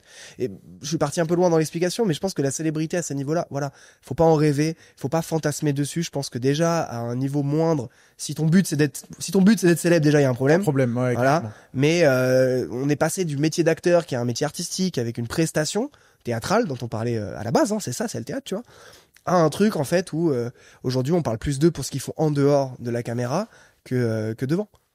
Et c'est assez dommage. Mais c'est assez dommage aussi de réaliser que beaucoup de personnes cherchent à être célèbres, hein, sans l'expertise qu'il y a derrière, parce que les acteurs, c'est des experts. Ouais. Les acteurs, les actrices, ils maîtrisent leur sujet. À fond. Et ça, on a tendance à l'oublier. On a tendance à oublier quand tu vois Jonathan Cohen faire le con dans La Flamme ou le Flambeau, que c'est un mec qui sort du Conservatoire National d'Art Dramatique de Paris, qui est un gars qui a été un parmi 700 personnes qui ont été prises à un moment donné, tu vois. C'est vrai que la première fois quand tu m'as dit ça, tu t'avais raconté. Au courant, ouais. j'étais sur le cul. Hein. Ouais. Mais c'est intéressant ce truc-là. Et en fait, ça démontre que oui, ce sont des gens qui sont très bons. Et je réfléchissais à un truc comme ça, mais en fait, entre les films, moi je connais la réponse, mais beaucoup de gens doivent se poser la question, comment ils s'entraînent les acteurs? C'est quoi l'entraînement d'un acteur qui tourne des films, tu vois? C'est vrai, ça, j'en sais rien. Tu vois, parce qu'un chanteur, bon, tu peux t'entraîner, tu peux toujours améliorer ta technique vocale. Un artiste, bah, c'est d'exercer son art, mais un acteur, entre les tournages, qu'est-ce qu'il fait, tu vois? Tu saurais, t'as une piste? Je réfléchis. Tu vois? J'en ai aucune idée. Est-ce qu'ils se réunissent tous entre eux? Ils font des cours d'impro. Ils font des cours d'impro. Mais tu vois, un comique, il va faire des scènes ouvertes, il va faire des petits comédie clubs pour préparer quand ils sont en rodage et tout. Mais en fait, un acteur, t'as des coachings. En fait, le métier de l'acteur, c'est le film. Le film et l'entraînement, en vérité. La préparation du film. C'est pour ça qu'entre les deux, ils partent en vacances, en fait. Tu vois, et en fait, j'y pensais, je me disais, ah ouais, mais en fait, c'est vrai, ce truc-là. Alors, il y a des coachs sur les films, etc. Mais chaque rôle est un nouvel entraînement. Et du coup, c'est pour ça que généralement, dans une carrière d'acteur normalement constituée, ils ne font que s'améliorer rôle après rôle. On parlait de Keanu Reeves avant que ça démarre. Bon, Keanu Reeves, les premiers rôles, c'est pas terrible. Après, ça a été, quoique, un des films de Keanu Reeves, c'est My Own Private Idaho. Je sais pas si tu l'as vu. Non. Avec le frère de Joaquin Phoenix. Exceptionnel. Regardez le film si jamais vous avez l'occasion. Très bon. Après, des films pourris. Après, c'est aussi des choix de carrière. Mais un acteur normalement constitué, il va faire que s'améliorer, tu vois. C'est vrai que je sais pas si j'ai assez d'expertise pour le dire, mais Keanu Reeves dans Speed. Horrible. Voilà. Oh, mais Keanu Reeves, c'est pas vraiment le bon exemple parce que ça, pour moi, ça a jamais été genre le GOAT de l'acting, tu vois. C'est un mec qui a un charisme, qui a un truc, mais t'en as qui se sont beaucoup améliorés, tu vois. J'espère que ça va être le cas de The Rock pour en revenir à The Rock. Mais t'en as, Après, t'as deux côtés. Soit ils s'améliorent niveau presta, soit ils font des choix désastreux et du coup ils deviennent mauvais. Tu vois, Nicolas Cage, c'est le parfait exemple. Nicolas Cage, il commence trop fort, le mec, bam, bête d'acteur et tout, Living Las Vegas. Tu m'as spoilé mon anecdote. Ah merde, c'était lui? Oui. Putain, merde, je voulais te demander. T'as vu Nicolas Cage? Avant qu'on enregistre le podcast, Louis m'a dit qu'il avait croisé Al Pacino à Los Angeles et je lui ai dit, j'ai croisé aussi une personnalité et je vais essayer de te la faire deviner. T'aurais pas dû me dire. Je voulais deviner. Je pense que j'aurais deviné direct. Tu l'as vu? Mais oui. Ouais, j'ai vu où? J'ai vu dans un restaurant. Non. Premier jour, j'atterris à Los Angeles, j'étais avec des amis, on va manger au resto le soir et je vois Nicolas Cage. Ah là là. Oh là, dans un resto, il était assis comme ça avec une personne. Je me dis mais quoi, Nicolas Cage. Oh. Tu connais Margot Nicolas Cage? Oh, non. sérieux. Sérieux? Mais si on te montre sa tête, oui. Légende. Ah, c'est ouf. Et t'es allé le voir? Non. Non, je suis pas. T'as pas osé? Ah ouais, c'est. Les gens, ils étaient fous, non? Les gens, ils étaient fous et en plus, il était impressionnant. Bah, il est hyper grand, non? Déjà, il est hyper grand. Ouais. Et puis, c'est bizarre, hein, parce que je suis pas un fanboy de quoi que ce soit, mais il imposait. Bah, t'as une aura, hein. Les acteurs, on dit souvent, les acteurs ont une aura de fou. Ouais. Et pour en avoir rencontré beaucoup dans le restaurant où je travaillais avant, il y avait beaucoup d'acteurs, c'est vrai. C'est très vrai, ce truc-là. Il y a un truc très particulier autour des acteurs et des actrices. Un truc qui se dégage, on peut moi, pas j'ai dire le contraire. rencontré Catherine Deneuve, tu vois, l'aura de Catherine Deneuve, c'est genre, tu dis, Ah ouais. waouh. Elle était là, avec son verre de champagne, sa cigarette, tu dis, c'est Catherine Deneuve. Tu vois, oui, évidemment. C'est Catherine Deneuve. J'en ai rencontré beaucoup d'autres, tu vois, mais ouais, Nicolas Cage, truc de fou. Ah ouais, Mais à Los Angeles, les gens, ouais, mais j'ai l'impression, pour en revenir là, d'il y a un mois, hein, j'étais là-bas il y a un mois, ils s'en foutent. Ils s'en foutent, ouais. C'est ok pour eux. Ouais. Croiser un tel, tu vois. Alors que pour les touristes, bon, tu croises des gens connus à Paris, mais ou en France, mais aux États-Unis, c'est un autre niveau. Et Nicolas Cage, qui est Il a gagné un Oscar pour quoi? Living Las Vegas, je crois. Si je dis pas de bêtises, Living Las Vegas. One Note et ouais, Living Las Vegas, il me semble. Et le mec, genre, Nepo Baby originel. Ouais. Ceux qui savent pas ce que ça veut dire Nepo Baby, c'est enfant, Star. fils d'eux, voilà, etc. Tu vois, et lui, c'est. Attends. Tu vas l'avoir. Ah, je l'ai. Tu l'as oublié? Francis Ford Coppola. Exactement. Ah yes. Francis Ford Coppola, qui est genre un des 10 plus grands réals de l'histoire du cinéma. Et il s'appelle Nicolas Coppola, à la base Nicolas Cage, tu vois. Ah oui, et C'est il a son enlevé neveu. pour pas qu'on. Bah ouais. Ok. Et il s'est dit non, moi début de carrière, je veux pas que le mec il mette bien et tout. Et je crois qu'il a vraiment trimé au début. Hein. Il s'est vraiment fait un nom par lui-même et tout. Très talentueux, moi j'adore. Et encore une transition, je vais encore faire des call to action vers ma chaîne YouTube. Mais la prochaine vidéo parle de lui justement. Oh là là. De carrière. En fait, je parle des acteurs qui sont nuls. Là, j'englobe le truc pour que ça donne envie. Et je dis ces acteurs qui jouent mal ou comment Hollywood fabrique de mauvais acteurs. Mais parce que lui, on est d'accord que à la base, c'était un bon acteur. Et oui. Et justement, le but de la vidéo, c'est de dire, OK, il y en a qu'on considère aujourd'hui comme des mauvais acteurs, actrices. Qu'est-ce qui s'est passé pour qu'on en arrive à penser ça? Et mon but, c'est pas de les défoncer. Mon but, c'est de dire non, ils sont bons. S'ils en sont arrivés là à un moment donné, c'est qu'ils ont été bons. Tu vois, aussi qu'ils ont eu ce qu'il fallait avoir. Et Nicolas Cage, c'est mauvais choix de carrière, mauvais choix de vie. Le mec s'est endetté en achetant des trucs. Je vais pas spoiler la vidéo, mais en achetant des trucs. Ah, j'ai failli dire ce qu'il a acheté parce que moi je le Ah, sais, mais je spoil pas la vidéo. Il a acheté des trucs de fou. Et il s'est endetté à des hauteurs de centaines de millions de dollars. Il faut rembourser les dettes. Et à un moment donné, t'as 15 ans devant toi, t'as 200 millions de dettes, bah tu vas faire des films. Et tu vas pas choisir les films que tu vas faire. Est-ce que Nicolas Cage, c'est l'inverse de Jean Dujardin? Ah. Alors dans quel sens hein Dans le sens où film de... Est-ce qu'il avait joué dans des films de merde au début, Jean Dujardin? Jean Dujardin, Parce que maintenant, je le reconnais comme le super acteur, entre guillemets. Bah, il a fait, moi, je pense que sa carrière, elle a toujours été comme ça. Toujours en dents de scie, ouais. Très bon film, mauvais film, très bon film, mauvais film. Et encore aujourd'hui, le dernier bon film à date de Jean Dujardin, moi, je dirais que c'est Novembre, où c'était cool quand même. Je sais pas, tu l'as vu, Novembre? Ouais. J'ai bien aimé, tu vois, sa presta et tout. Mais lui, il a toujours été assez bon dans ce qu'il faisait. On parle du niveau du film en général, tu vois. Je sais pas, mais oui, t'as des acteurs qui ont des carrières qui commencent très mal et qui finissent très bien, tu vois. On pourrait se poser 10 minutes et essayer de trouver chaque acteur. On fera pas. Ouais. Mais il y en a plein, tu vois. Ah, c'est intéressant ça. Ouais, donc Nicolas Cage. Hein. Incroyable. Ouais, mais il a bercé mon enfance, donc c'est pour ça aussi j'étais un peu choqué de le voir. C'est Benjamin Gates. Et c'est Benjamin. Ouais. Mais moi je remonte encore un peu, encore plus loin avec Volteface avec Travolta. Exceptionnel ce film. La scène d'ouverture de ce film, moi quand j'étais petit, elle m'avait traumatisé. Tu sais, ils sont en sniper avec le manège et tout. Incroyable Volteface. Après Ghost Rider et tout bon. Et là il est dans une nouvelle phase de sa carrière où il fait que des trucs trop bien. Il a fini de rembourser ses dettes. Et là, il s'amuse. Et là, il kiffe. Il a fait un film, justement, qui parodie son histoire avec Pedro Pascal. Ça s'appelle Un talent nord massif, le film. Tu l'as pas vu? Non, je l'ai pas vu. Trop cool. Si tu sais pas devant quoi te poser. J'ai juste vu que les effets spéciaux pour le rajeunir, ils étaient super bien. Super bien. Je te jure, le film est trop cool. Et il joue à un acteur qui a une gloire passée, et qui essaye tu vois, qui vit dans le passé un peu, qui est bourré de clichés et tout. Et c'est son propre rôle. Et le film est trop bien. Pedro Pascal, il est aussi dans ce film. Aussi dans ce film. C'est quoi le problème? Pedro Pascal, moi je l'adore Pedro Pascal, mais c'est vrai que tu vois, c'est un peu, ouais, on va comparer Pedro Pascal à Anime. Et la comparaison, elle va être particulière. Anime Tu le vois, streamer, hein, pour Anime ceux le qui- streamer. En fait, c'est des mecs, ils pètent tellement d'un coup Ouais. qu'il y a une phase où tout le monde est en mode waouh, ils sont trop forts, on les Mhm. adore. Et j'ai peur qu'un jour, ils passent dans le truc où tout le monde va hate sur eux. Et Anime, c'est le cas. Tout le monde commence un peu à cracher sur Anime, à dire qu'il est relou et tout. Ouais, machin. Pedro Pascal, là, il a eu un gros drama parce qu'il était très dans le contact physique avec les actrices. Sous couvert d'anxiété. Sous couvert de crise d'angoisse, etc., et de besoin de contact physique pour se rassurer. Et du coup, là, ouais, les deux, tu vois, c'est pour, voilà, pour imager le truc, mais que quand tu pètes très très fort, Sydney Sweeney aussi, tu vois, à un moment donné, on va détester, je pense. Mais qu'est-ce qui fait qu'un acteur se retrouve dans tout du jour au lendemain? L'argent, Pedro Pascal, c'est genre, ah ok, la série, elle marche un peu bien et tout, Last of Us, ah, cool. Bon, Narcos déjà, puis on va le mettre dans d'autres trucs. En Ah, fait, il était dans Narcos? ouais, Je n'ai jamais regardé. bah, il joue le commissaire qui enquête pendant des années, je sais plus comment il s'appelle, et des années sur Pablo Escobar et qui finit par le tuer, spoiler, Pablo Escobar est mort. Et j'ai capté un autre truc hier, j'ai jamais regardé Game of Thrones. Il est dans Game of Thrones? Et bah, je crois, j'ai pas trop regardé, j'ai regardé 3 épisodes. Et je crois que oui, Pedro Pascal est dans Game of Thrones aussi. Mais c'est hyper intéressant aussi, je sais que je pourrais faire une vidéo sur lui aussi, parce que en histoire, c'est intéressant. Le parcours est intéressant, tu vois, Pedro Pascal. Je parle beaucoup de mes vidéos parce que tout ce qu'on dit, moi, tu vois, je fais des vidéos sur le cinéma, il y a tellement de sujets, tellement de Et tu fais bien de parler de tes vidéos, et ceux qui ne les ont toujours pas vues, allez les voir vite. Bah, merci, ça fait plaisir, Vite. c'est trop sympa. Mais c'est vrai que ouais, moi, ça m'aide à me dire, ok, il y a tellement d'histoires à raconter.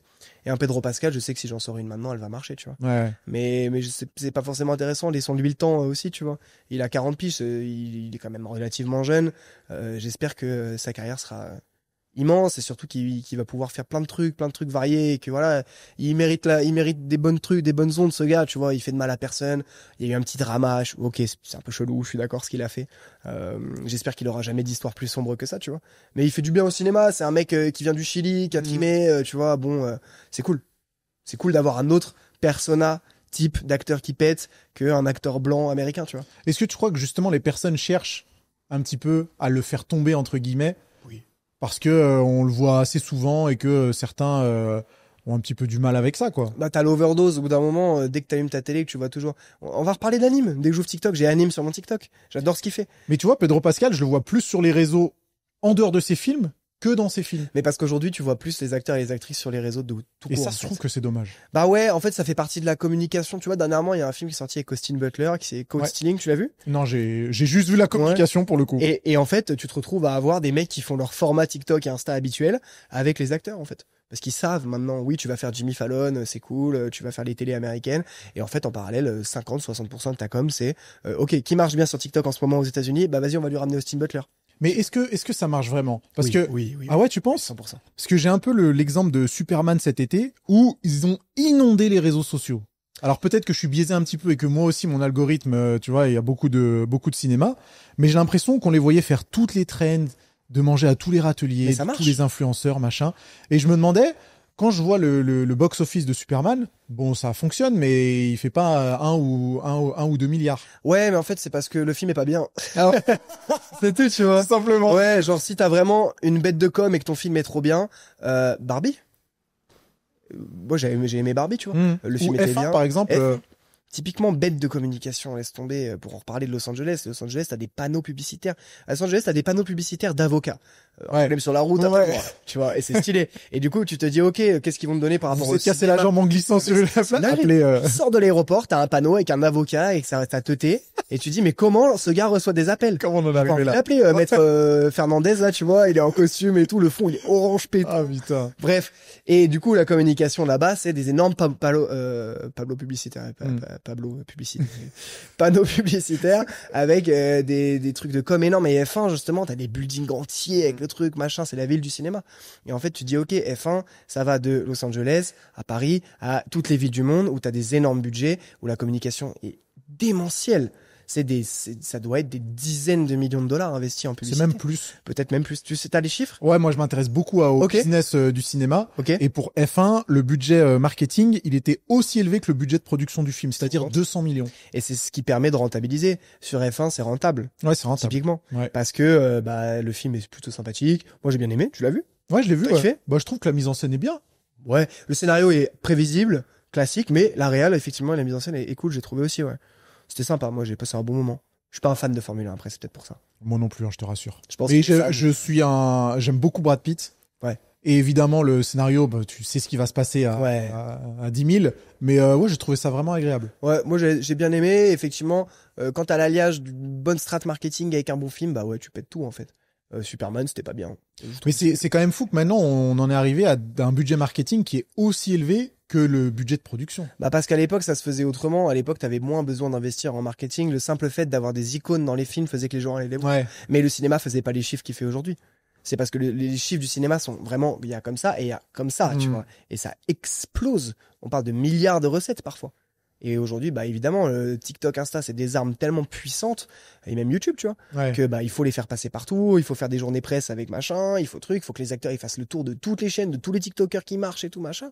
Et au final, bah ça ramène vraiment du monde, vraiment. Et alors, vraiment. tu sais très bien que tu vas te retrouver à interviewer Denzel Washington Ah j'espère, Ouais.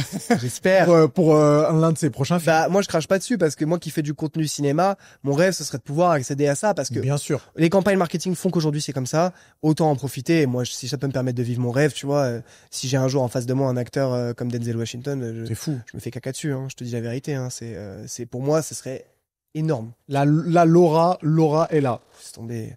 Mais même tu me mets n'importe quel acteur ou actrice qui a bercé mon enfance ou quoi au caisse, tu vois. Mais tu vois, moi, évidemment, déjà, ça me plairait de te voir dans ce genre de format. Ah, j'aimerais trop. Mais beaucoup plus que des TikTokers ou des influenceurs qui ont rien à voir avec le ciné. Et tu retrouves ça quand même pas mal dans les campagnes marketing aujourd'hui. Ben, c'est intéressant parce qu'avec les gens avec qui je bosse, du coup mon équipe qui gère aussi mes réseaux avec moi et tout, on est en train de se dire ok, il y a beaucoup d'interviews où ils vont prendre un TikToker qui marche bien, lui ramener une star et en fait ils vont parler de tout sauf de cinéma.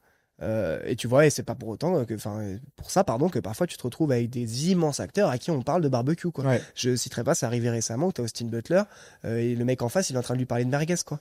Dur. Et tu te dis, waouh, frère. Ah ouais. Et après, je sais pas ce que je donnerais en interview avec un acteur ou une actrice, ça doit être très stressant, etc. Et il y en a une qui le fait super bien, c'est Sally, je sais pas si tu vois qui c'est. Oui. Qui, elle, reçoit des monuments de chaque discipline. Elle a reçu Et Denzel elle a Washington reçu pour Denzel. Gladiator Ouais. 2. Et l'interview était trop bien. Mm. Et elle est vraiment, elle a compris. Le format, il est simplissime. Ils essayent pas de faire des trucs qui changent, machin. Son Elle anglais parle, impeccable. Son anglais est impeccable. La direction artistique du truc est trop cool. Et les questions sont pertinentes. Mm. Et en fait, moi, je kiffe. Parce que moi, en tant qu'acteur, en tant ancien acteur, en tant que quelqu'un qui est passionné de ciné, quand je vois des acteurs et des actrices à qui on pose des questions pourries, ben, en fait, je me dis, mais laissez-moi la place. Mm. Pitié. J'ai envie, ok, là, on va parler de cinéma. Ça fait 20 ans qu'on vous parle de votre vie privée, de qui vous baisez, de qui, pardon, hein, tu pourras biper, mais de avec qui vous sortez, de ce que vous faites en dehors des caméras. J'aimerais, moi, être le mec qui arrive à parler de cinéma. Qu'est-ce que vous regardez? Qu'est-ce qui vous a inspiré? Qu'est-ce que machin? Et pas juste, comment t'as préparé ton rôle pour ce film, tu vois. Ouais. Je trouve ça vraiment frustrant. Non mais t'inquiète, ça va. Tu parles anglais d'ailleurs? Ouais, je parle anglais, ouais. Magnifique. Tu veux qu'on parle anglais? Non mais ça va. Bon, mon accent il est un peu Je pourri. suis pas une bête, mais je me débrouille, tu vois. Oh, on attend ça avec impatience. Ça serait quand même trop cool. Ça serait quand même bien fou. Hein. J'aimerais, après, attention, ça se trouve, je vais être pourri, hein, donc, si ça m'arrive, ça se trouve, je vais comprendre pourquoi, ça se trouve. Après bah, tu commences en étant pourri, mais. Ouais, tu vois, mais j'ai peur qu'en fait, ce soit aussi les studios derrière qui disent, ok, t'as 3 minutes, Ah ouais. tu dois poser des questions qu'en rapport avec le film. C'est sûr. Tu vois. Mais moi, si c'est pour faire ça, je le ferai jamais. Donc, je préfère passer à côté de l'opportunité plutôt que d'aller parler de trucs que tout le monde dit à chaque fois, tu vois. Et même les acteurs, au bout d'un moment, l'interview avec Austin Butler, il est en mode, ah, ok, ton chat, il s'appelle Merguez, trop Oh bien, là là. trop bien. Laissez-les tranquilles, les pauvres. Ouais, Ils ouais. de cinéma, tu vois. C'est pour ça qu'ils sont là. C'est vrai que la promo, ça doit être un exercice assez particulier. Hein. Ah, c'est ma phobie, je pense. Je parlais avec un réalisateur, j'aimerais lancer une émission où je parle avec des réals aussi, un petit peu comme un podcast, mais en live, tu vois, où j'invite des gens qui bossent dans le ciné pour donner envie aux jeunes qui veulent bosser, pour donner des clés, des conseils. Et je parlais avec un réalisateur, un grand réalisateur français, qui me dit, écoute, ça fait 1 an que j'ai fait toutes les qui a sorti un film il y a à peu près 1 an. Il me dit, j'ai fait toutes les interviews possibles, tous les trucs. J'en ai marre de parler de mon métier. Maintenant, j'ai envie de faire mon métier. Mm. Et il m'a dit, pour l'instant, je vais pas venir dans ton émission parce que j'en peux plus. De faire Ouais. de la promo hyper sympa, tu vois. Et Ça se comprend. Hein. très ça. Et j'étais en Faut pas mode, lui en ah ouais, vouloir. mec. Bah, bien sûr. J'étais à ta place et que ça faisait 1 an qu'en fait, au lieu de bosser, bah, je parlais que de ce que je fais, j'en aurais marre, Ouais. tu vois. Et ouais, je pense qu'au bout d'un moment, en fait, ils en ont tous ras-le-bol. Hein. Mais ça fait partie du jeu. Mais ça fait partie du taf. Mais je pense que parfois, t'en as qui doivent se réveiller le matin en disant, ah putain, la journée presse, ils posent tous les mêmes questions dans toutes les langues différentes, tu vois. Et tu penses que c'est possible aujourd'hui d'avoir un film qui cartonne sans avoir une grosse présence marketing? Non. Cartonner au sens cartonner, non. Impossible. Impossible. Genre, ou alors une stratégie marketing tellement subtile que tu t'en es pas rendu compte. Mais il y a toujours des trucs derrière, c'est fort. On parle des grosses prods américaines en France. L'amour ouf a été le parfait exemple d'un film avec une communication énorme. Ouais, mais c'est une grosse production, non, l'amour. C'est une très grosse production. Ouais, on est d'accord. Mais du coup, gros budget pub, etc. Ouais. Plein d'édits TikTok, le casting aussi, et puis d'histoires d'amour entre les acteurs derrière dans la vraie vie fait que. Et quand je suis allé voir L'amour rouge, je me suis retrouvé dans la salle de cinéma avec des gens sur leur téléphone, tu vois. Et je me suis dit, ah, ok, ça a ramené du monde qui va pas souvent au cinéma. Pareil pour Sinners, dernièrement. Tu vois, on en avait parlé la première fois aussi, je crois. Et c'est vrai qu'il y avait ce truc de, ok, ça ramène des gens qui sont pas habitués des salles de cinéma. C'est hyper positif. À partir du moment où ils respectent le lieu qui est le cinéma, c'est positif. Quand ça bascule du côté, je bouffe mes popcorn, je les jette sur mes potes et je snap le film pendant que c'est en train d'être diffusé, va te faire foutre, tu vois. Ça existe, ça? Mais tellement. Oh là là. Tellement. Je te jure, hein, j'en ai vu tellement sur des gros films où justement, tu sais qu'en fait, ce qui les a ramenés, c'est la stratégie marketing des réseaux sociaux. Mais c'est déjà bien, tu vois. Ça ramène des gens en salle. On peut critiquer Inox qui fait son docu au cinéma, même Michou là très récemment. Mais c'est bien, ça ramène des gens au cinéma et c'est des gens qui donnent de l'argent pour aller au cinéma, tu vois. Mais est-ce que ça les habitue pas à du cinéma qui n'en est pas? Je parle de surtout Inox et Michou. On peut pas considérer que c'est du cinéma. C'est une vidéo YouTube projetée sur grand écran. Ça tient pas du cinéma pour moi, même ce qu'a fait Inox sur son documentaire, c'est pas du cinéma, c'est du docu, c'est un docu qui est bien fait. Après, on a aimé, on n'a pas aimé, chacun a son avis, tu vois. Oui, mais ça habitue quand même des gens à aller se poser dans un endroit. Et je sais plus à qui j'en parlais, qui me disait, tu sais, c'est un peu le seul endroit où c'est accepté de pas avoir son téléphone. Ouais. Si on t'appelle et que tu dis désolé, je vais au cinéma, il y a le cinéma ou alors je suis en train de nager, tu vois.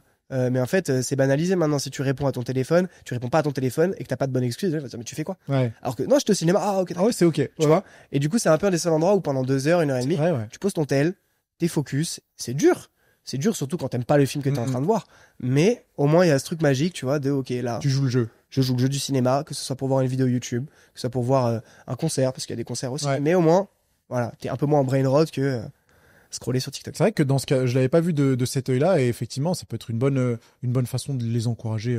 Quoi qu'il arrive, tu vois, c'est trop bien, c'est trop bien. Là, il y a pas longtemps, j'ai été invité à l'avant-première de Demon Slayer. Je sais pas si tu regardes des animés. Non. Tu regardes pas? Ben moi non plus, je regardais pas d'animés. Demon Slayer, c'est un succès de fou, non? Un truc de fou. Je crois que c'est le premier succès au Japon. Ah ouais? Qui a détrôné Titanic. Ah ouais? Moi, je t'ai dit que je suis chaud sur les niveau chiffres et tout. Je suis chaud sur les bon. chiffres. Je crois qu'au Japon, c'est devenu le premier succès financier devant Titanic. Ouais. Ah écoute, c'est fort probable. Et surtout, ce qui est assez fou, c'est que moi qui regardais pas d'animé, là, j'étais du coup invité au Grand Rex, qui est une des plus grandes salles d'Europe, et j'avais jamais vu ça. J'avais jamais vu une ambiance comme ça dans un cinéma de ma vie. Ah, ils étaient tous chauds. Alors qu'en soi, c'est un film, donc c'est du cinéma, mais c'est un animé, tu vois, on est sur un truc, mais ça a ramené 3000 personnes. Ah ouais. Les billets, ils ont été sold out en 30 secondes, je crois. Incroyable. Les gens, ils hurlaient, machin. Il y avait Gims et Dajou dans la salle avec moi. Et les mecs, et je te jure, et j'étais à côté d'eux, quasiment juste à côté, tu vois. Et les gars, dès qu'il y avait une réplique qui se levait, ils hurlaient, machin, et c'était un truc. Et je me suis dit, ah ouais, ok, les animés, ça a un pouvoir de frappe qui est immense et qui peut ramener des gens aussi en dehors de, tu vas regarder sur ton iPad, sur ta télé, dans des salles de ciné. Et c'est trop cool. C'est magique, ce truc-là. T'as 3000 personnes qui hurlent. Moi, je comprenais rien. Je connaissais pas les personnages et tout, qui vont hurler, qui vont pleurer, qui vont se réjouir quand t'as juste un personnage qui apparaît, tu vois. Et le cinéma, il y a que ça qui peut te procurer ça. Au théâtre, quand t'as un acteur qui arrive, t'as pas les crier. Et tout, machin. Il y a un respect de la discipline, tu vois. Au cinéma, bah ouais, t'as ce truc de, c'est arrivé avec Spider-Man quand t'avais bon, je spoil, hein, ouais, il y a les 3 dans le même film, tu vois. Ou même Avengers Endgame, hein. Et même Avengers Endgame, où voilà, t'as des scènes où les gens ont pété un plomb, tu vois. Mais alors, justement, est-ce que tu te rappelles de cette remarque de Scorsese qui disait que Marvel, c'était pas du cinéma, c'était un parc d'attractions? Est-ce que on peut considérer que Demon Slayer, c'est un parc d'attractions aussi parce que les gens y vont, c'est de l'adrénaline, ça crie, ça, tu vois, ça célèbre, etc. Bah, je pense que le cinéma, c'est fait pour te faire ressentir des émotions. Et à partir du moment où tu les extériorises, c'est que c'est très fort et c'est que c'est tant mieux. Donc le but d'un parc d'attractions, c'est la même chose. T'es dans un grand 8 et puis tu cries parce que ça dépasse une limite de ah ok, je vais crier parce que je kiffe ou parce que ça me fait peur, parce que tu ressens un truc. Moi, je trouve ça positif. Il est un peu aigri Scorsese sur ce coup-là, tu vois. C'est un peu boomer. C'est un peu boomer. C'est certain. Tu vois, ouais. Je comprends. C'est sûr qu'il y avait moins de gens qui pétaient les plombs devant le plot twist des Affranchis, tu vois, que devant. mais je comprends. C'est pas les mêmes films. En fait, les films sont pas faits dans le même but aujourd'hui. Le fan service aujourd'hui, c'est un vrai axe scénaristique, tu vois. On va faire du fanservice dans ce film-là. Et les animés, mais pour avoir vu, bon, les gars, j'ai vu qu'un seul animé dans ma vie, hors les films de Miyazaki, mais type animé, type Demon Slayer et tout. Et là, c'est même plus du fanservice, c'est genre, c'est fait pour attirer la réaction, tu vois. Donc, ouais, je comprends la remarque, Mais en soi, tant mieux. Les gens ont des réactions, des émotions dans une salle de cinéma. Moi, je suis content. Moi aussi, je suis content. Perso, pour Avengers, c'était vraiment cool. Ouais. J'ai pas vécu d'autres films où il y avait autant d'engouement, mais ça m'a toujours paru sain. Et puis c'est cool que les gens puissent célébrer comme ils veulent. De fou. Fou furieux. Il y a j'ai vu une vidéo YouTube il y a genre une semaine qui était trop intéressante et c'était un sujet qui était assez particulier et qui parlait de comment on peut appeler ça, et qui parlait du jeu des acteurs qui devenaient de moins en moins bons à cause de la chirurgie. Est-ce que tu t'es déjà posé cette question? Non, jamais. Parce que il y a beaucoup dans la vidéo YouTube, on prenait pour exemple les acteurs genre Ryan Gosling, Emily Blunt, Anne Hathaway qui passent par du botox et du coup arrivent plus à emote. Est-ce qu'un acteur, c'est quelqu'un qui arrive à retranscrire les émotions avec son visage? Ah, mais c'est vrai, c'est une vidéo américaine? C'est une vidéo américaine, je t'enverrai le lien. Vraiment, je vais regarder. Ah ouais, bah c'est hyper logique en même temps. Et surtout, elle prenait l'exemple de ces acteurs-là, dont on connaît le jeu, on sait que ce sont de bons acteurs, mais d'un coup, à cause de certains de ces choix, alors après ils font ce qu'ils veulent, hein, mais ça a eu des répercussions sur leur jeu d'acteur et qu'ils étaient plus les mêmes. Ouais, mais ça, en fait, il y a beaucoup de gens qui ont dit quand je suis allé voir F1, ah Brad Pitt il est trop botoxé, il arrive plus à réagir. Bah, c'est vrai, C'est réel en fait. Ouais. Brad Pitt, ça peut être un exemple aussi. Ouais, bah ouais, non, ouais, en fait, ouais, c'est le métier de l'expression du visage. Le meilleur exemple reste Jim Carrey, encore une fois, tu vois. Ah ouais, qui est un master de... C'est le maître absolu de la communication avec ton visage, tes grimaces, etc. Tu vois. Et ouais, bien sûr qu'aujourd'hui, si t'es tout figé, tout botoxé, machin, ça t'aide pas. Et je pense que ouais, tu retransmets beaucoup moins d'émotions. En fait, c'est bizarre parce que les acteurs, selon moi, deviennent, enfin,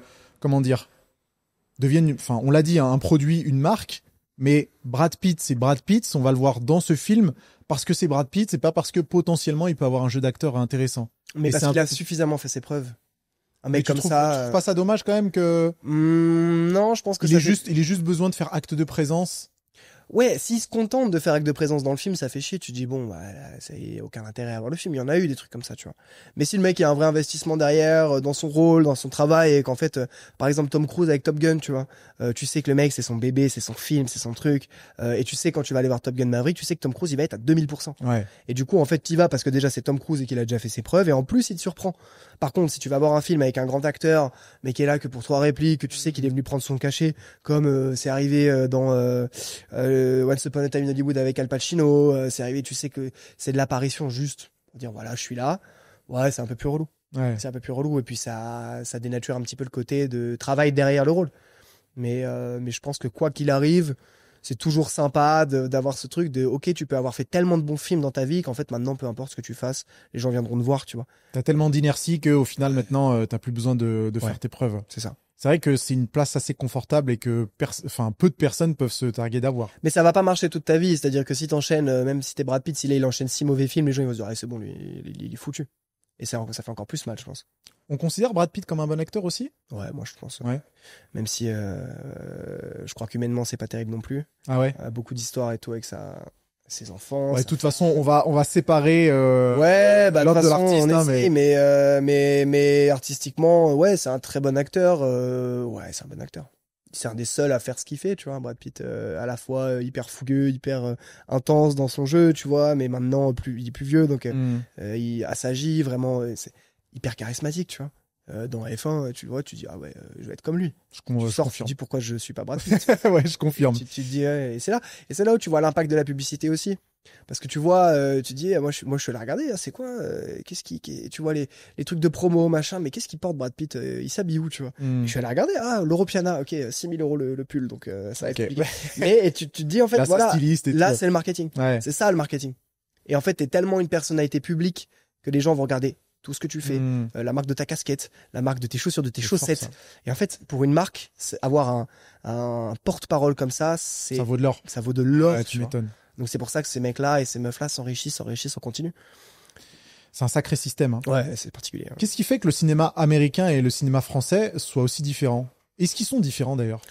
Ouais, les moyens, les équipes, le nombre de gens sur les plateaux de tournage. Et je parle surtout du type de jeu. Est-ce que les acteurs français et les acteurs américains sont si différents que ça? Et pourquoi on voit pas plus d'acteurs français qui sont des bons acteurs français jouer aux États-Unis? Bonne question. Parce que tu vois, Jean Dujardin, il est relégué à des petites apparitions dans des films américains. Ouais, alors Jean Dujardin, c'est un peu le mauvais exemple parce que il parle pas très bien anglais déjà. Ah oui, c'est vrai ça. Donc il y a ce truc de c'est le Frenchie dans le Ah oui, oui, ouais. un peu différent. Moi, je pense qu'il y a toujours eu plusieurs méthodes pour approcher le théâtre et la maîtrise du jeu d'acteur. T'as méthode acting, donc typiquement te mettre dans ton personnage, etc., etc. Ça, c'est plus américain. C'est plus. Alors à la base, ça vient encore une fois, c'est Attends, faut que je retrouve le nom. Stanislavski, méthode Stanislavski, qui vient du coup de Pologne ou Russie, Ok. et qui est après dérivé, etc. Donc qui est vraiment te mettre à l'intérieur du personnage et une méthode un peu plus avec une approche plus saine où tu sépares toi et ton personnage. Où tu vas pas forcément aller chercher à faire ce qu'a fait Johnny Depp avec tu vois. Avec Et du coup c'est ça, tu vois.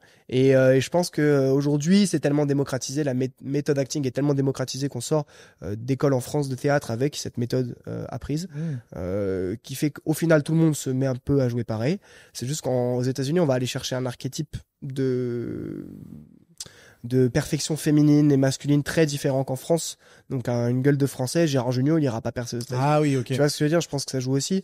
Et surtout, il y a eu quelques Français, Marion Cotillard, tu vois, qui a percé de malade. Marion Cotillard, je pense que 50-50 dans sa filmographie de films américains et de films français. Genre Jean Reno. Jean Reno. Ah ouais, Jean Reno Reno. Après, alors Jean Reno, c'est un peu Il particulier. faisait aussi un peu le Frenchie. C'est Luc Besson. Ah ouais. Qui a pété aux États-Unis, qui a beaucoup mis Jean Reno dans les films. Tu vois, ça a joué. Mais Marion Cotillard, c'est self-made woman, tu vois, qui est partie jouer aux États-Unis du jour au lendemain et qui a fait en fait une énorme partie de sa carrière aux States, tu vois. Et je pense que faut un truc pas trop français, à la fois un truc qui peut très bien maîtriser l'anglais, ou alors tu te retrouves comme Jean Dujardin à jouer le français dans les films. Et ça, t'as un plafond de verre de 2-3 films. Parce qu'ils s'en foutent aux États-Unis d'avoir un Français dans un film, c'est marrant. Et puis Jean Dujardin, il y a eu aussi la période le momentum de 3 ans après l'Oscar. Ouais. Voilà, c'est ça, The Artist, où les gens le voulaient tous dans son film parce que c'est un Français qui vient de gagner un Oscar, c'est le premier homme français à gagner un Oscar.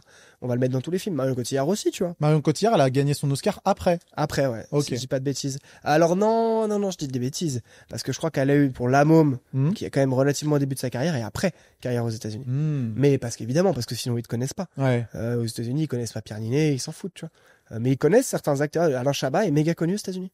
Ah ouais. Ouais, c'est marrant. Va savoir pourquoi. Je ne sais pas pourquoi. Et il y a des trucs comme ça où ils les connaissent, tu vois. Il y avait qui d'autre? Depardieu est connu aux États-Unis parce qu'il a fait une petite partie de sa carrière là-bas. Je pense qu'ils doivent connaître les Delon, Alain Delon, cinéma italien beaucoup aussi, tu vois, qui a beaucoup été diffusé aux États-Unis. Belmondo, je pense pas trop, mais bon, aujourd'hui en tout cas, tu leur dis François Civil, Ouais, ils connaissent pas. Adèle Exarchopoulos, je pense pas qu'ils les connaissent, tu vois. Mais tu vois, pour mentionner François Civil et Adèle Exarchopoulos, L'amour ouf, c'est pas un film américain français. T'as pas l'impression que c'est vraiment un film américain fait en France? Parce que dans la réal, il y a eu un truc très américain qui est regardez tout ce que je sais faire. Regardez comme moi, Gilles Lelouch, je suis un bon réalisateur, je vais vous mettre tous les effets possibles et inimaginables parce que j'ai plein d'oseilles derrière pour faire mon film et je vais le faire. Et il le fait très bien. Et L'amour ouf est un film divinement bien réalisé. Divinement mal écrit par contre, je trouve. Ah ouais? Bah, j'ai vraiment pas accroché, mais par contre, extrêmement bien réalisé. La scène d'ouverture de L'amour ouf, c'est digne du cinéma américain, et c'est assez curieux de dire ça, et j'aime pas trop le dire parce que ça met le cinéma américain sur un piédestal qui est de moins en moins vrai en fait. Le cinéma français c'est bien. Il y a beaucoup de films extrêmement bien en France, tu vois. C'est vrai que c'est un peu là où je voulais en venir. Est-ce qu'on fait bien de vouloir copier les Américains alors que peut-être qu'on peut considérer que s'ils sont sur la pente descendante, bien des aspects. Ils ont eu tellement d'argent qu'ils ont pu faire tellement de trucs qui effectivement oui vont avoir un impact sur le cinéma de manière mondiale, tu vois.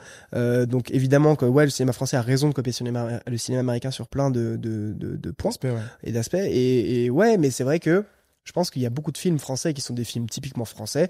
On a ce truc du film d'auteur français qui parfois est relou, mais qui parfois est magnifique aussi. Ouais. Mais ça donne moins envie d'y aller. C'est moins sexy que des films américains parfois, tu vois.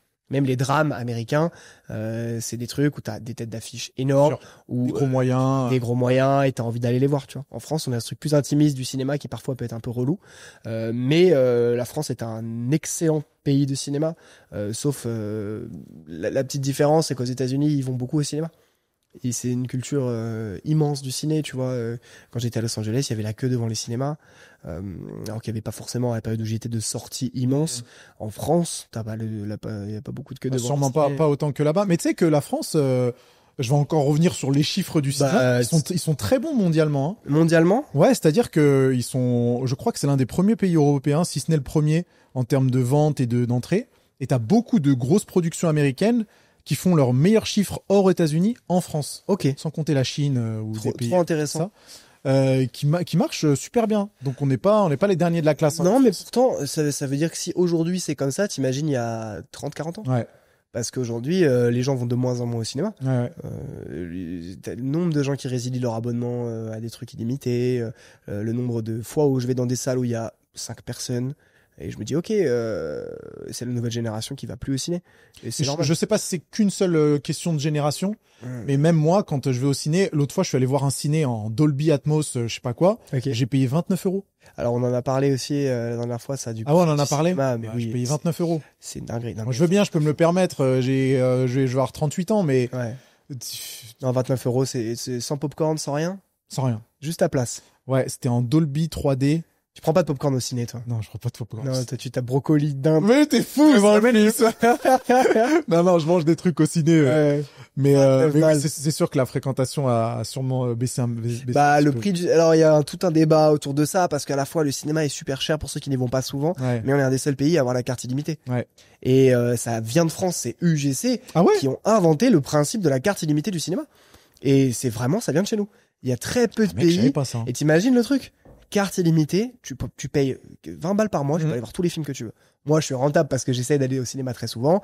Il y a des gens qui vont une fois tous les 2-3 mois. Et ça prouve que le nombre d'abonnés à la carte illimitée ne fait que diminuer, Ouais. de par le fait que le nombre de gens qui vont au cinéma plus d'une fois par mois fait que diminuer aussi. Bien tu vois. sûr. Donc, il y a une corrélation à faire entre, oui, aux États-Unis, pour en revenir à ce qu'on disait aussi tout à l'heure, ce qui va aussi différencier beaucoup le cinéma américain et le cinéma français, c'est qu'en France, on va pas beaucoup au cinéma, Mhm. à part pour voir les gros films américains. Ouais. Les derniers films français qui ont pété au cinéma, je peux t'en citer 2, L'amour ouf et Le consentement, qui avaient très bien marché aussi. Quels autres films français, sachant que le film français le plus vu de l'année, c'est Les Tuches 5. Ça fait chier. Tu te dis, ah ouais, mais parce qu'il y a est-ce que c'est une abrutisation de la population française avec les réseaux sociaux? Est-ce que c'est juste un manque de culture? Parce que oui, là, je vais aller dans le jugement. Le fait que Les Tuches 5 soit les films français le plus vu de l'année, c'est honteux, tu vois. Genre, moi, ça me met hors de moi. Je me dis, mais les gars, n'y allez même pas. Perdez pas votre temps à regarder ça. Restez chez vous devant Netflix. Regardez au moins un truc un peu mieux, tu vois. En fait, ça veut dire que ça donne de l'argent à ces mêmes productions pour qu'ils refassent les mêmes films en continu et en continu. Alors, C'est un cycle infernal. c'est un cercle vicieux. Et alors oui, il y a le cinéma qui fait du bien. Et j'entends que Les Tuches 5 divertissent des gens. Je comprends ce truc-là. Ça a été le cas avec le film d'Artus. Un petit truc en plus, Mhm. où vraiment le film est cool et c'est good mood et ça fait du bien, etc., etc. Mais en fait, le problème, c'est que l'écart est trop élevé. T'as un petit truc en plus qui a je sais pas combien de millions d'entrées et le film d'après, il a genre 200 000 entrées, quoi. Ouais. Et t'es en mode, ah ouais, en fait, il y a un vrai écart. Et c'est sûr que les producteurs ils vont pas mettre leur thune ad Bah. vitam aeternam dans des films qui font 100 000 entrées. Ce qui marche, c'est ce qui marche, tu vois. Ouais. Et c'est pour ça que L'amour ouf, c'est cool pour un film, on va dire, qui va traiter des problématiques un peu plus profondes que Les Tuches.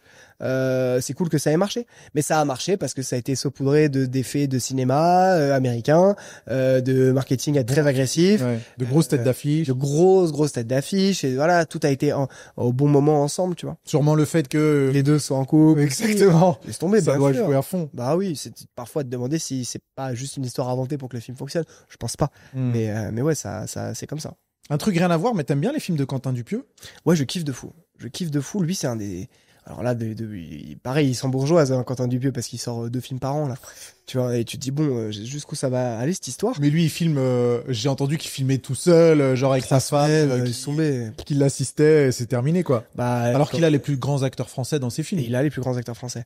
Mais justement, les acteurs français ont besoin de retourner à des films comme ça. À des mecs un peu plus barrés, où Jean Dujardin, après avoir gagné un Oscar pour The Artist, il va jouer dans Le Dain, où la seule histoire du film, c'est un mec qui a un joli blouson.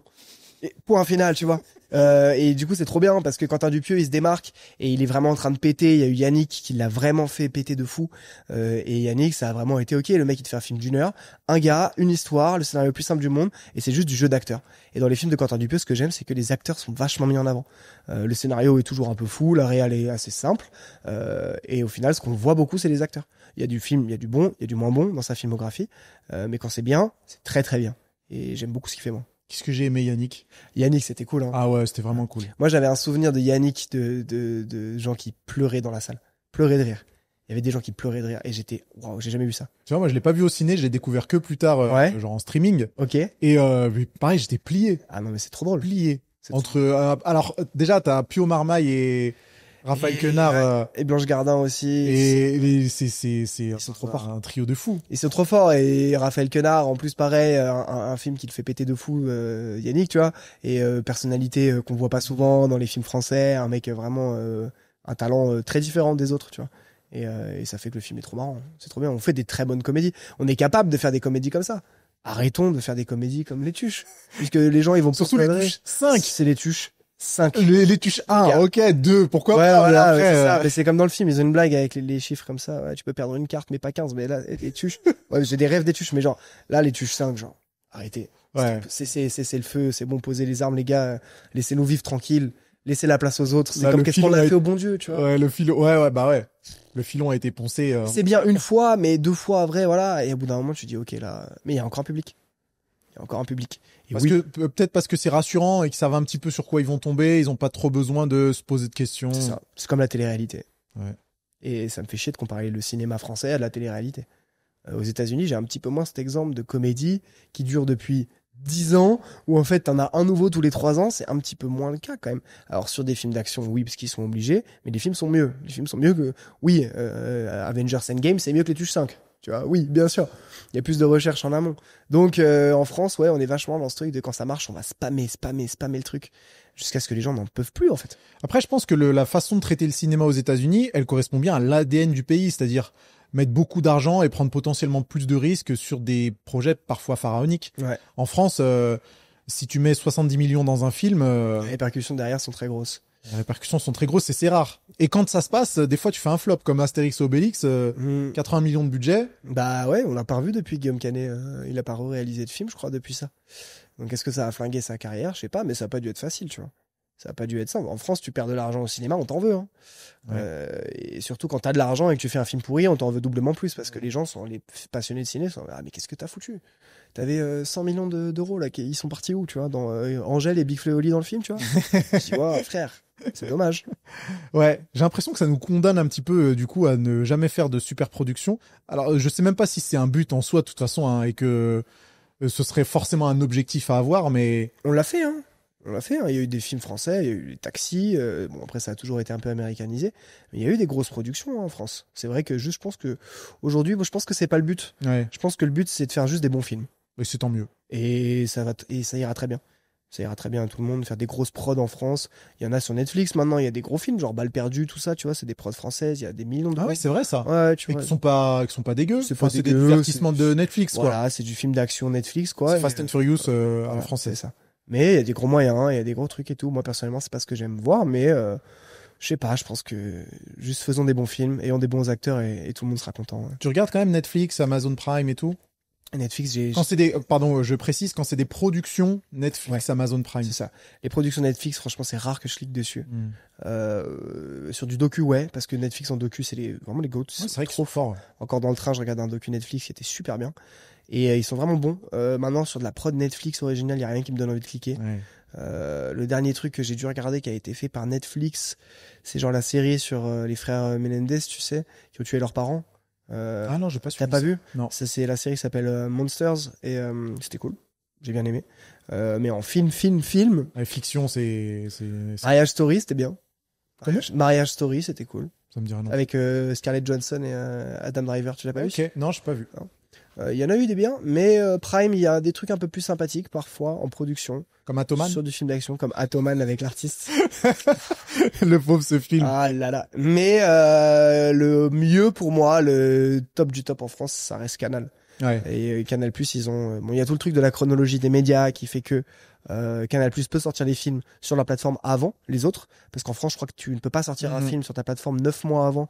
9 Avant, mois c'était après. 3 ans. Et avant, c'était 3 ans, ouais. C'est fou, hein. Et tu dis, ok. Et Après, Canal, ils ouais. ont l'ADN cinéma depuis C'est leur création. C'est ça, et c'est le distributeur officiel. Enfin, tu vois, Canal+ aujourd'hui, tu regardes leur catalogue ciné, c'est vraiment insane, tu vois. Et moi, la seule endroit où vraiment je vais dig pour regarder des vieux films et trucs, c'est Canal. Et de temps en temps, bah, ça va être sur Netflix parce que va savoir pourquoi Ouais. ils ont un film des années 70 qui est un peu cool. Personne ne sait trop pourquoi. Peut-être pour donner aux gens envie de s'abonner pour après leur proposer que des trucs bof.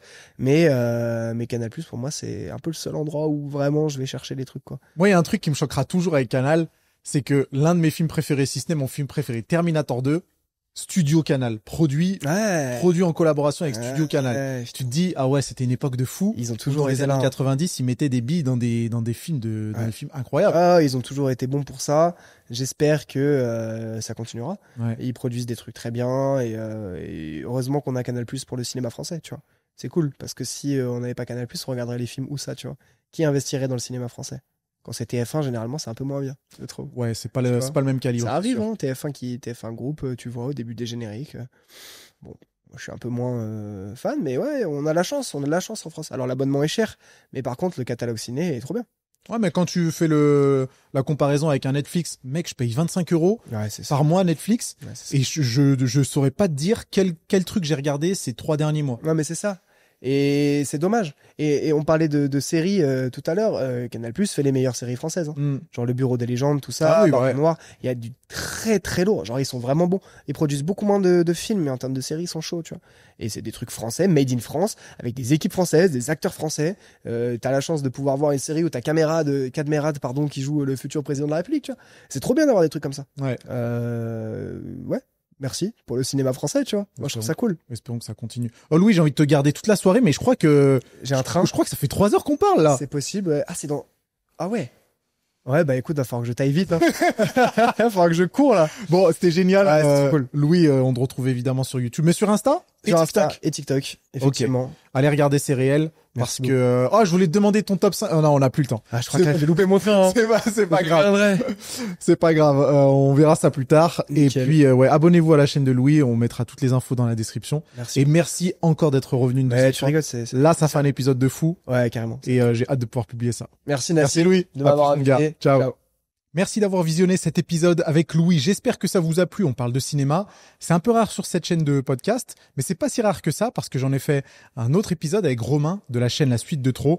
C'était passionnant. C'était une discussion de 2h40, pleine d'anecdotes. Je vous encourage à aller la visionner. Elle est juste là. Donc, continuez à regarder des épisodes de Là on discute.